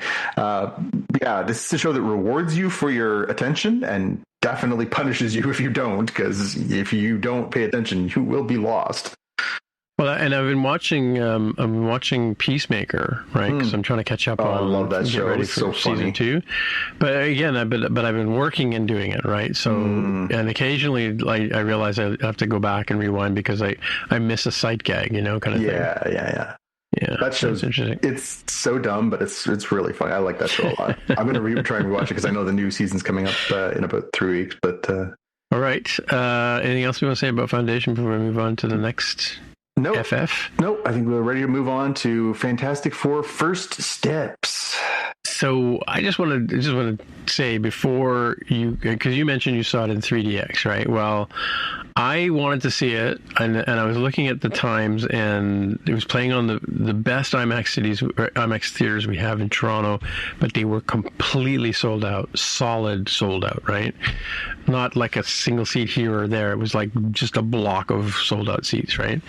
And then I was poking around on Thursday night or Friday morning, whatever, I think Friday morning, and I noticed there was a 4DX presentation at the Young Dundas, and I wasn't going to be able to get into an IMAX, and unfortunately. So, but I figured 4DX, 3DX. Scott, it wasn't playing in IMAX in the theater I went to, but it was playing in this format at noon, and so it was a time that I could go and just whip down, watch it, and then come back and go back to work, right, kind of thing, right? Mm-hmm. But I don't know. Have you ever been to a 4DX movie? I have not. Okay. So, and my one complaint about the 3D glasses is they keep falling off your face, especially I wear glasses, so it always struggle for those of us that wear glasses. Yeah, for sure. Okay. Yeah, and I got myself a small popcorn and a drink and a hot dog, whatever. Thankfully, I ate the hot dog before the movie started, because what 4DX is the seats are like a roller coaster. Yeah. Anytime there's a kind of a fight or any kind of struggle, whatever, the seats start shaking. Car chases, the seats start shaking, and the whole theater, like, you can't even get up out of your seat. Yeah, and it's like, and they should give you seat belts. It's that rough. Right? I was kind of wondering about that. So the only thing that I think I've seen that qualifies. And what happens to your popcorn in that case, right? Yeah. Do you remember the old cartoon series that was one of the first 3D animated cartoons? Called Reboot. It was on YTV back in the early 2000s, late 90s. They had a 4DX style ride at Palladium. Remember Palladium? Yeah. I saw that. Yeah. Yeah, and it was really good. Like, you went in and they sort of set it up, and then it was, it was like, You got thrown around, exactly. Got thrown around a little bit. That was more or less the same experience, except that instead of an individual seat, you were kind of in rows, right? I do recommend. I do remember they sort of had something to hold you down too, like a yeah. I think you had like a little lap bar or something like that. But there's no lap bars in 4DX theaters, right? and the other thing too is they spray water at you, but there's a button you can push to say "No water, please," which I did after like the first couple of spritzes, right?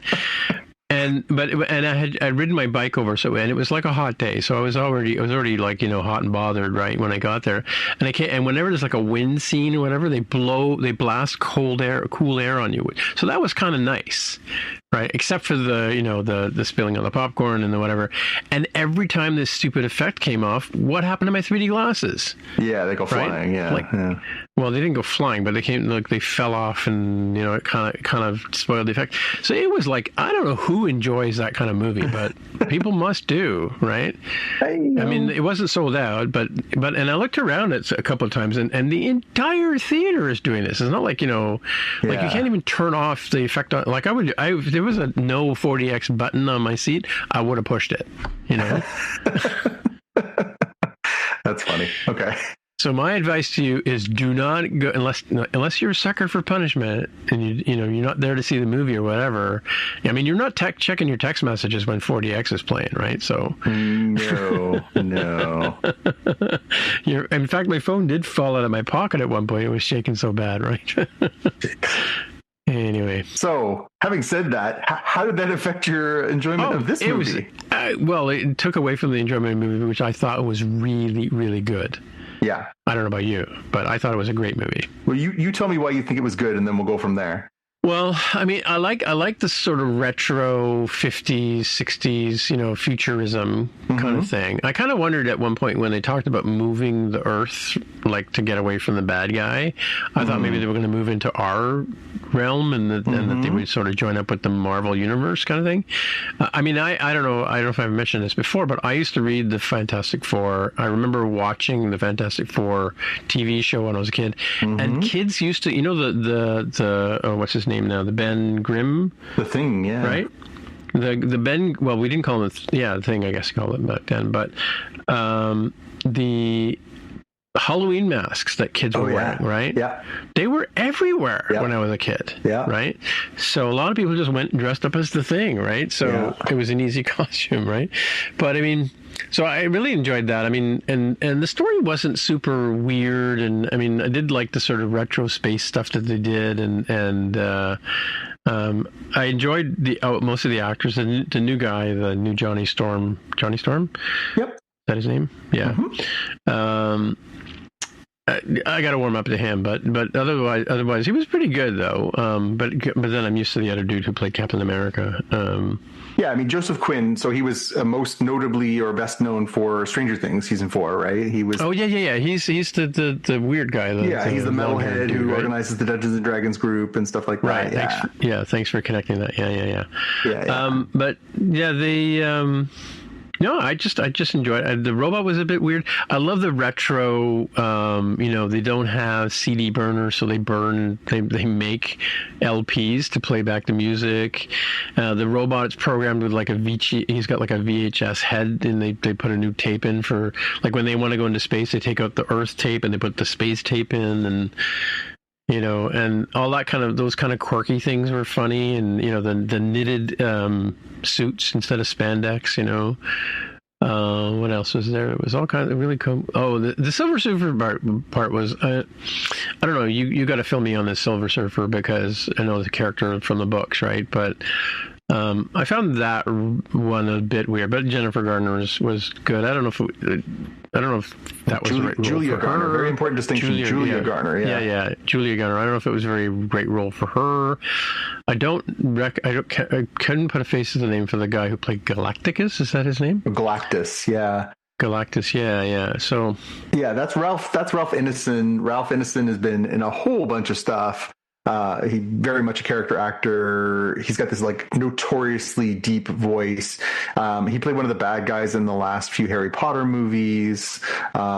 He was on when they did that Willow television show. He was the sort of stepfather of one of the characters on that.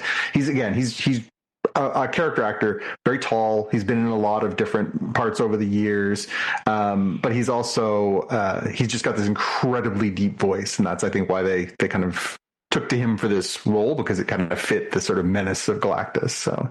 Yeah, I like the fact that they cleared all the people out of the city so that when the Galactus came to the Earth, they could, they would have to worry about smashing the buildings. It's funny how all movies post Man of Steel have all been like, but we didn't kill everybody in the buildings. Yeah, it's true. But and the way they try and catch him, and it kind of doesn't work and does work, and yeah, I love that. That was a good portrayal of that kind of situation, right? Where the guy's walking into the trap and he stops just as he's about to step on the trap, right? Yeah. That was pretty cool. But yeah, no, I enjoyed that, and don't mess with the mother and her kid, Yeah. That's my elevator pitch. Don't get in the way of a mother. Don't separate a mother from her kid. Yeah. It was. I definitely liked some elements of it, but I struggled with some as well. I liked some of the stuff that you mentioned. I liked the sort of retrofuturistic vibe to it. I liked the chemistry between the actors, between Pedro Pascal, Vanessa Kirby, Ebon Moss-Bachrach, and Joseph Quinn as the Fantastic Four. I thought was really good. One of my favorite parts of the Fantastic Four cartoons and comic books, particularly, because obviously that's my jam, was the banter, the fun between the Thing and the Human Torch characters. They always have, a little bit of a rivalry, but a lot of love. They kind of take the crap out of each other, but they also kind of love each other. And I think they could have gone a little further, but I like the vibe that they have between the two of them. I do have some quibbles about sort of the portrayals of some of the characters. I like that they made Johnny Storm as the Human Torch a little less vapid. Sometimes in the comics he came off as but he's just the dumb one who was along for the ride, because that in the 1960s story is true. He just comes along because he's like Sue's kid brother, not because he's also a smart one. So the fact that they made him like the detective who puts together all the stuff about the Silver Surfer in here and gave him more substance was nice. I thought that the Thing was not as well realized as it could have been. And it's a shame, because I think Ebon Moss-Bachrach's a great actor. I've seen a lot of his work. He was great in The Punisher. He's obviously great on The Bear. He was great on Andor. I really enjoy his work. It just never felt like it was anything other than a CGI rock pile to me. And that's disappointing, because it never felt like Ebon's acting, right? It just felt like a CGI character, and it looked pretty good. I don't have complaints about the quality of the CGI. I just felt like it did feel a little void of humanity. I think they probably could have done a better job of close-ups with him. You could see more of his eyes or something, just something to give him, if they'd given him Ebon's eyes or something, just so that you could feel a little bit more of a connection. It just always felt a little artificial to me, which is disappointing, because I'm a huge Fantastic Four fan. I have every Fantastic Four book for the last 45 years or so. I love it. Love the characters. Love the stories. And this felt in a lot of ways very faithful, but also, there's definitely some stuff you could quibble with. Vanessa Kirby, I thought was amazing. She, I think, kind of held the movie together, I think, and I'm not super familiar with her work. For me, it was nice, because sometimes I watch these things and, you always bring baggage to these things as far as who am I, who is this person and what have I seen them in? And, can I separate that character from this character and that performance from this performance? I don't think I've ever seen anything she's been, because I don't watch The Crown. And I've never seen. She was in the James Bond movie, I think. Was she in the James Bond movie? Yeah, she was in Mission Impossible. I know that. But I haven't really. Maybe it's Mission Impossible I'm thinking of. Yeah, I haven't. I think I saw her. She was in I watched that terrible movie Jupiter Ascending. She was in that, but she wasn't a major character. But I don't think I've really seen much of her work. So for me, it was nice, because she just kind of felt somewhat fresh, and I realized she's not by any means that. She's an established and very talented actor. But it was nice for me to not have to bring all that stuff to the table. And you're right. The sort of larger arc of this story is she is, she's this scientist. She's got these powers. She kind of has to be, the glue in her relationship with Reed and their life. She has to be this connective tissue to Ben, who's, clearly struggling, the Thing, who's clearly struggling with his transformation, with Johnny, who's, a hothead and also, kind of impulsive and a bit of a womanizer and all this stuff. So she kind of has to be the glue that holds it all together. And both the character of Sue and she hold it together really nicely, I think. Where things start to go a little bit soft for me is the Silver Surfer part of it. And, I have no issues with them choosing to do Julia Garner or the Shia LaBeouf version of the Silver Surfer, which is not really the main Silver Surfer story from the comics, because of course it was the 60s and it was a man and whatever. I really don't care about gender swapping and I really don't care about race swapping, and I think there's a place for all those things. But is the Silver Surfer like a unique person, or is it part of a culture?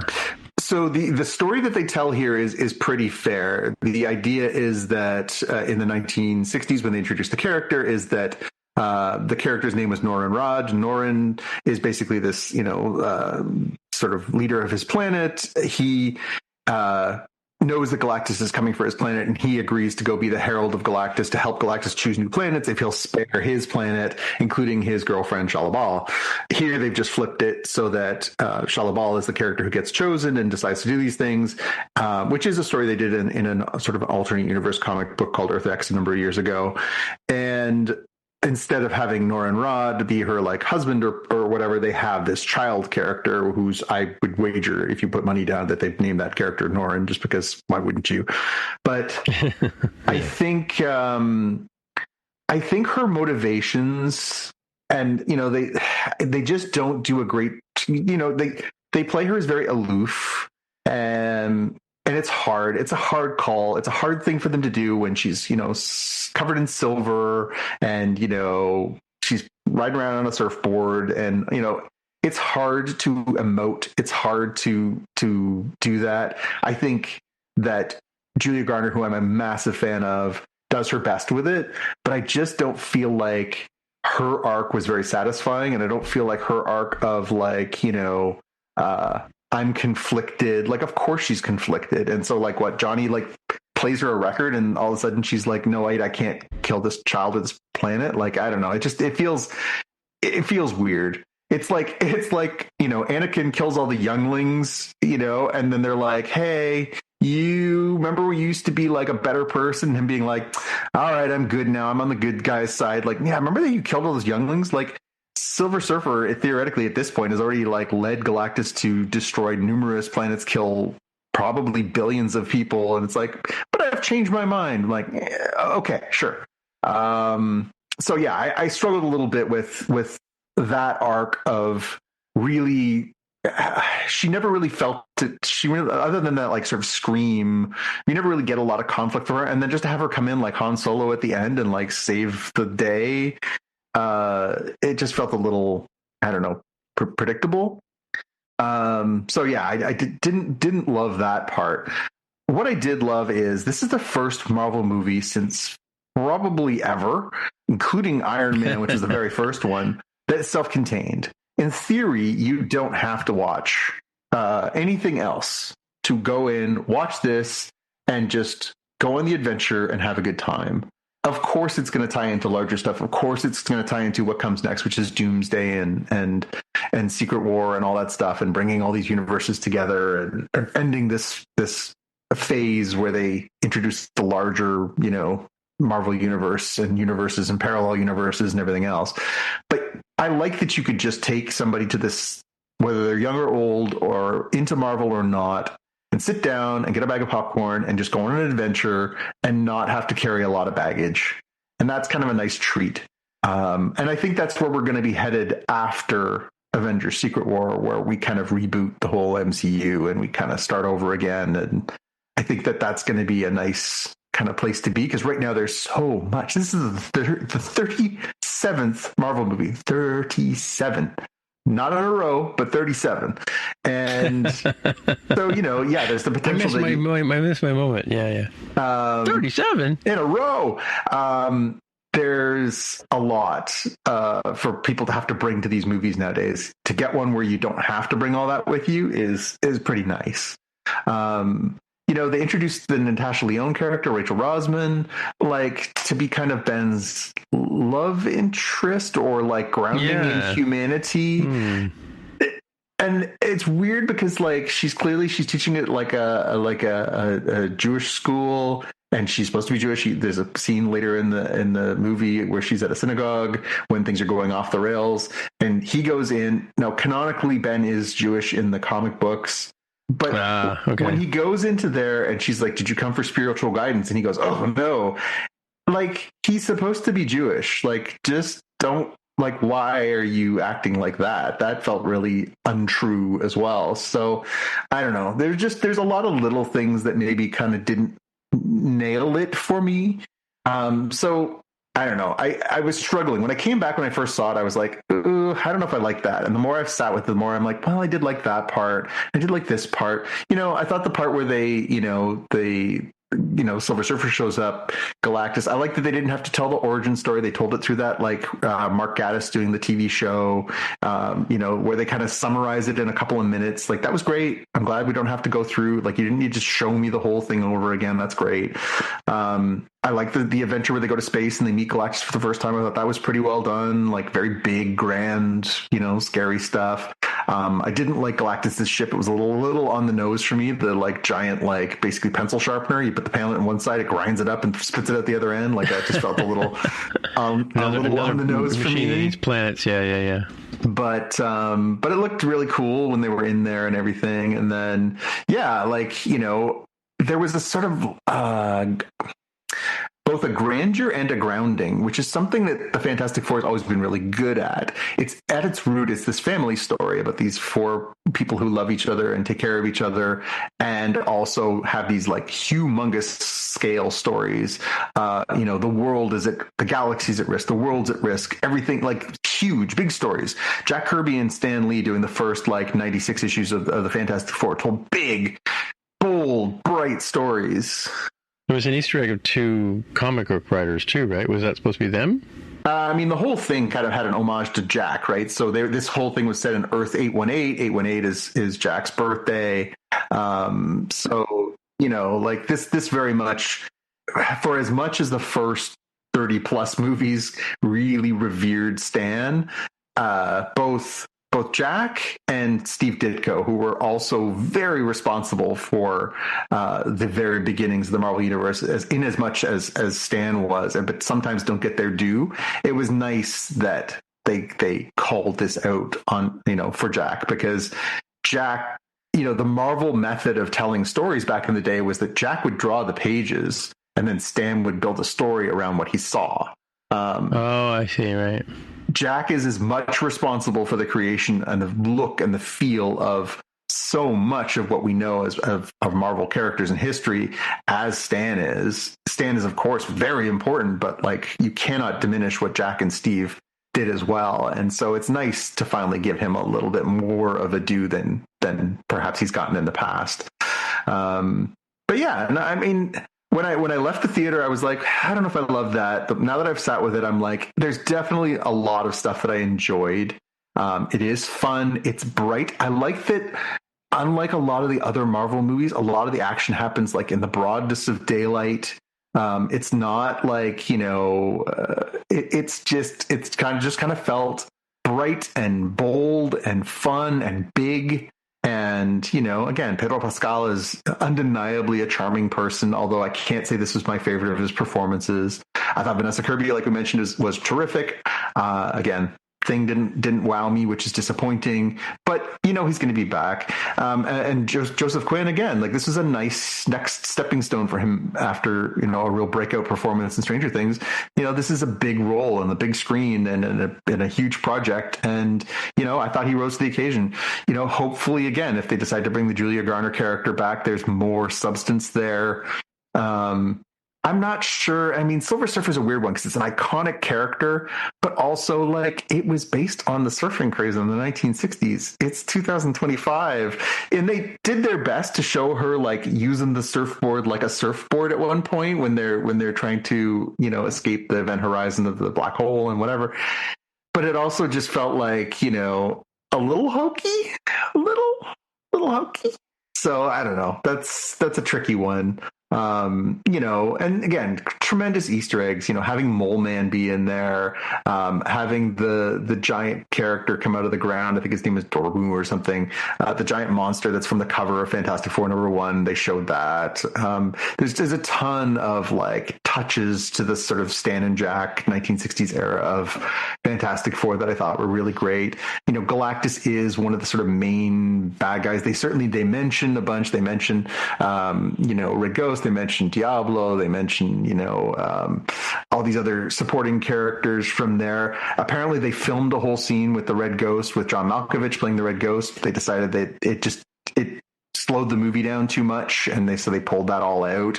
So all we got out of that was the scene where they're doing sort of recap of their adventures. You see Reed Richards slingshot an ape into the ocean or something. But that's all that remains from that sort of side tangent that they apparently took. But yeah, I think this is a fine start for bringing the Fantastic Four out of the wilderness from the disastrous Josh Trank version from 10 years ago, from the, you know, respectable in certain ways, but utterly in the end not successful early 2000s version, to the version that, you know, we shall not speak of from the 1980s. Although I there's another one. There was one that was made, and again, it was a rights issue one. They made a Fantastic Four movie back in the 1980s that was like, you know, not good, terrible. They did actually have in one of the little vignettes that they did where they were talking to people on the street and they were showing different groups. One of the groups was actually the 4 actors who played the Fantastic Four in that. So again, nice little Easter egg for those of us who have been following along for 45 years. But yeah, I think it's going to be fun to see where they go from here. Apparently, the Fantastic Four are going to have a huge role to play in Avengers Doomsday. Obviously, the stinger that they show at the mid-credits point where, you know, a masked character is you know, sitting down next to Franklin is a pretty big moment. Apparently it has been revealed in the last week that is actually a film, that stinger scene was actually filmed by the Russo brothers, starring Robert Downey Jr. In the costume. So that's going to tie right into that. He was actually in the costume, because that could have been anybody. It could have. It didn't need to be because we didn't see his face. But yeah, I think that's you know, obviously big things are brewing there. So yeah, I mean, I think that this is a good reboot for this part of the Marvel universe. I'm glad the Fantastic Four is back in the fold. I was always a fan. Will continue to be a fan. I was definitely some things that I didn't love about this movie, but I definitely think I enjoyed more than I didn't enjoy. I'd say it's definitely a solid 3.5 or 4, not a 2, and definitely not a 5. But you know, pretty good. I felt about this the same way I felt about Superman. Like, I'm glad this is back in my life. I'm glad that these characters are getting their due. I'm glad that they made this. But I don't love everything about it. And, you know, it's hard to make a perfect movie. Like, there are a few, you know, we talked about sequels and prequels and all these other things. It's hard to make good movies. It's hard to follow everything and make everybody happy. Hopefully more people see it than don't, and hopefully more people enjoy it than don't.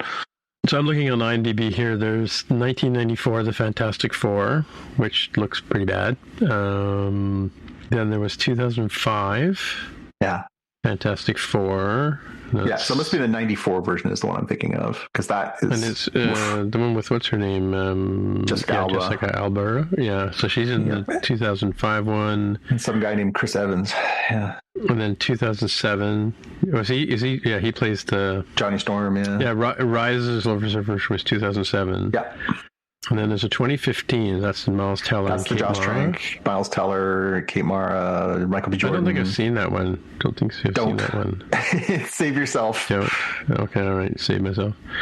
Yeah, and it's been 10 years since they tried, and of course there was a TV show in the '67, and then another one in '94, which is probably the one you watched, right?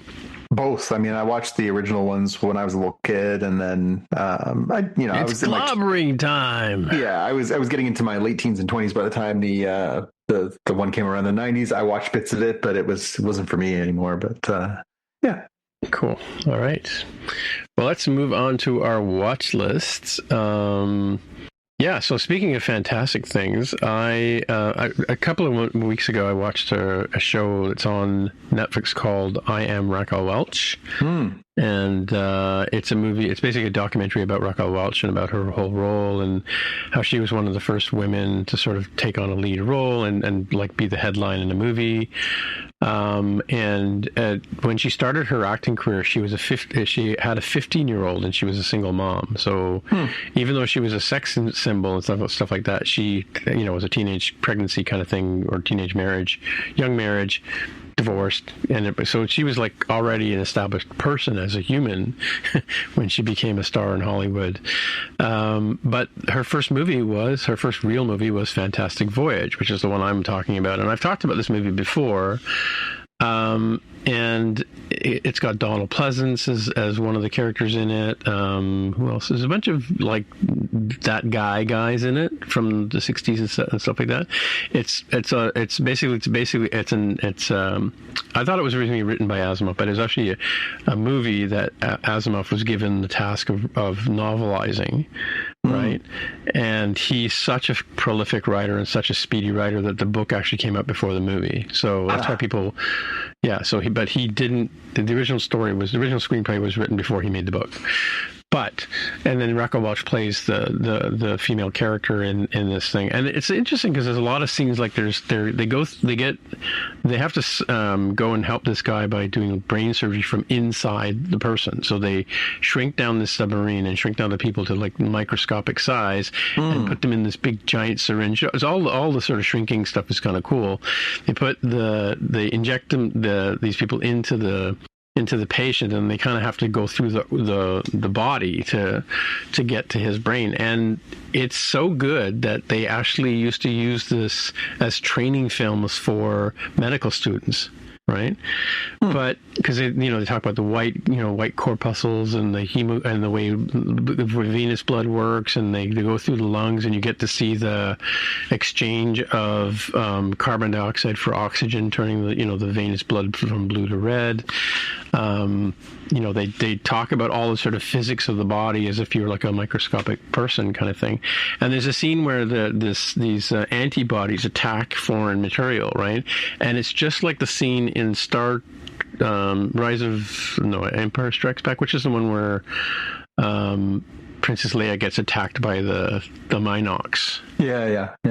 It's literally the same thing, right? That's again where that sort of scene was inspired by, but it's green screen, right? So like the actors are against the green screen, but the green screen for 1968 or 66, I should say, is really good, and it's been rezzed up for 4K. The reason why I watched it was because it's on sale right now on Apple TV. It may not be on sale this week because by the time the show comes out, Apple changes up their sales. But yeah, when I saw it for $4, $4.99 Canadian. I mean, it's not available on any streaming service it's not on Tubi, it's not on Hoopla, it's not on Tubi or any of the streaming services, but it really does hold up as a good movie, right? So I mean, if you get a chance to watch it, check it out. It's pretty cool. The other thing I had on my watch list was Fantastic Four, but obviously we talked about that already. And the third thing, I started watching Smoke, which is a show on Apple TV starring Taron Egerton. And they actually let him sing in a couple of scenes, which I found kind of weird.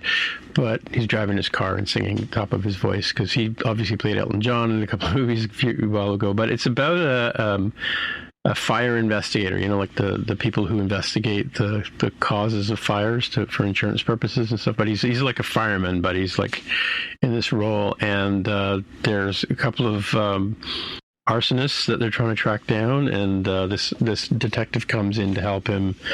She ends up being the star of the show, in my opinion, but really good show. I'm not going to say any more about it because it probably does turn in a way you would think would be kind of typical, but it's so far it's a pretty good show. I think I started watching it last week, but it's only got, I think the season finale might be today, so Friday. Yeah, so it's called Smoke, and it's on Apple TV. Cool. Really enjoyable. Well, I'm looking forward, not backwards, because I had a busy week. I didn't have a lot of extra time for stuff, but I did note that Eyes of Wakanda, which is the obviously Marvel Universe-based spin-off of the Black Panther franchise, starts on Disney Plus on Friday, August the 1st. And so this is an animated series. It's supposed to tell a bunch of different sort of stories of stuff happening in Wakanda. I'm not sure what to make of this series yet. I've seen the trailer.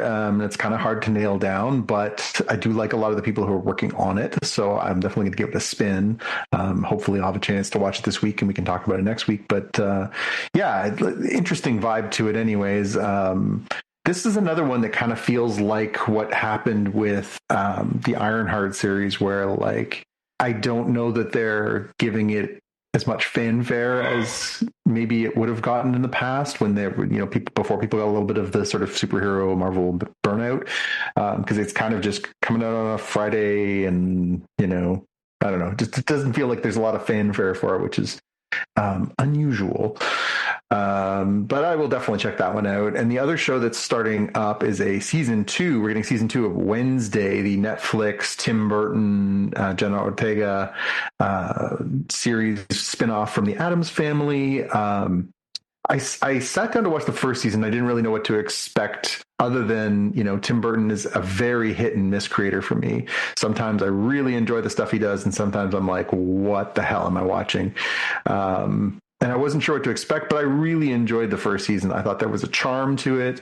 I thought it was fun. I thought it felt kind of Buffy-esque in that there was sort of this overarching mystery, and then there was kind of smaller mysteries, and there's this sort of larger sort of monster verse that they've created around Wednesday and the Addams Family. I thought there was tons of great cameos and supporting actors and stuff. This season's no slouch already. I've seen obviously there's a bunch of different Steve Buscemi is one of the new characters, and they're bringing back some of the other ones and stuff. So yeah, it looks like it's going to be fun. This one has been divided into chunks, so I guess they're doing we talked about Netflix's way of cheating a little bit, because they do their whole sort of episode drop as opposed to week by week. But here they've decided to do that same thing that they're doing with Stranger Things, where they're kind of carving it into a couple of chunks. But the first chunk comes out on August the 6th, which is next week, and so hopefully this will measure up to the first season, because they definitely set a pretty good bar. Cool. All right. Well, I guess that's it for another week. So, hey, if people want to get in touch with Jonathan, where would they find you? Well, you could start looking on Blue Sky or Instagram. I'm at JPK News, or you can look for me on YouTube at youtube.com/@JPK. All right. And my name is Timitra, TIMMITRA, and I am on the Threads. I am on the Blue Sky. I am on what's the other one called? Mastodon? Yeah, that's it. Mastodon, and and I probably should mention, if you want to get a hold of Jaime, he's at Dev with the Hair on Instagram. Sure is. He is, all day long. Alrighty, I'll talk to you later. Yep, we'll see you in the future. We'll see you in the future. That's it. Yeah, let's do it. Goodbye. Bye. You've been listening to the Spotcast podcast. This is Jean-Luc Picard. Shut up, Wesley. Sorry, say again. Just the tag. Gotcha. If you want to find out more about the podcast or see the episode show notes, visit the Spotcast website at spotcast.com. If you have feedback or questions, you can get in touch with us on the website. If you like the show, please consider recommending us to a friend, writing a review on iTunes, or pledging any amount at patreon.com/spotcast. You can find details on how to help us on our website, spotcast.com/sponsor-us. Thanks for listening, and we'll see you in the future.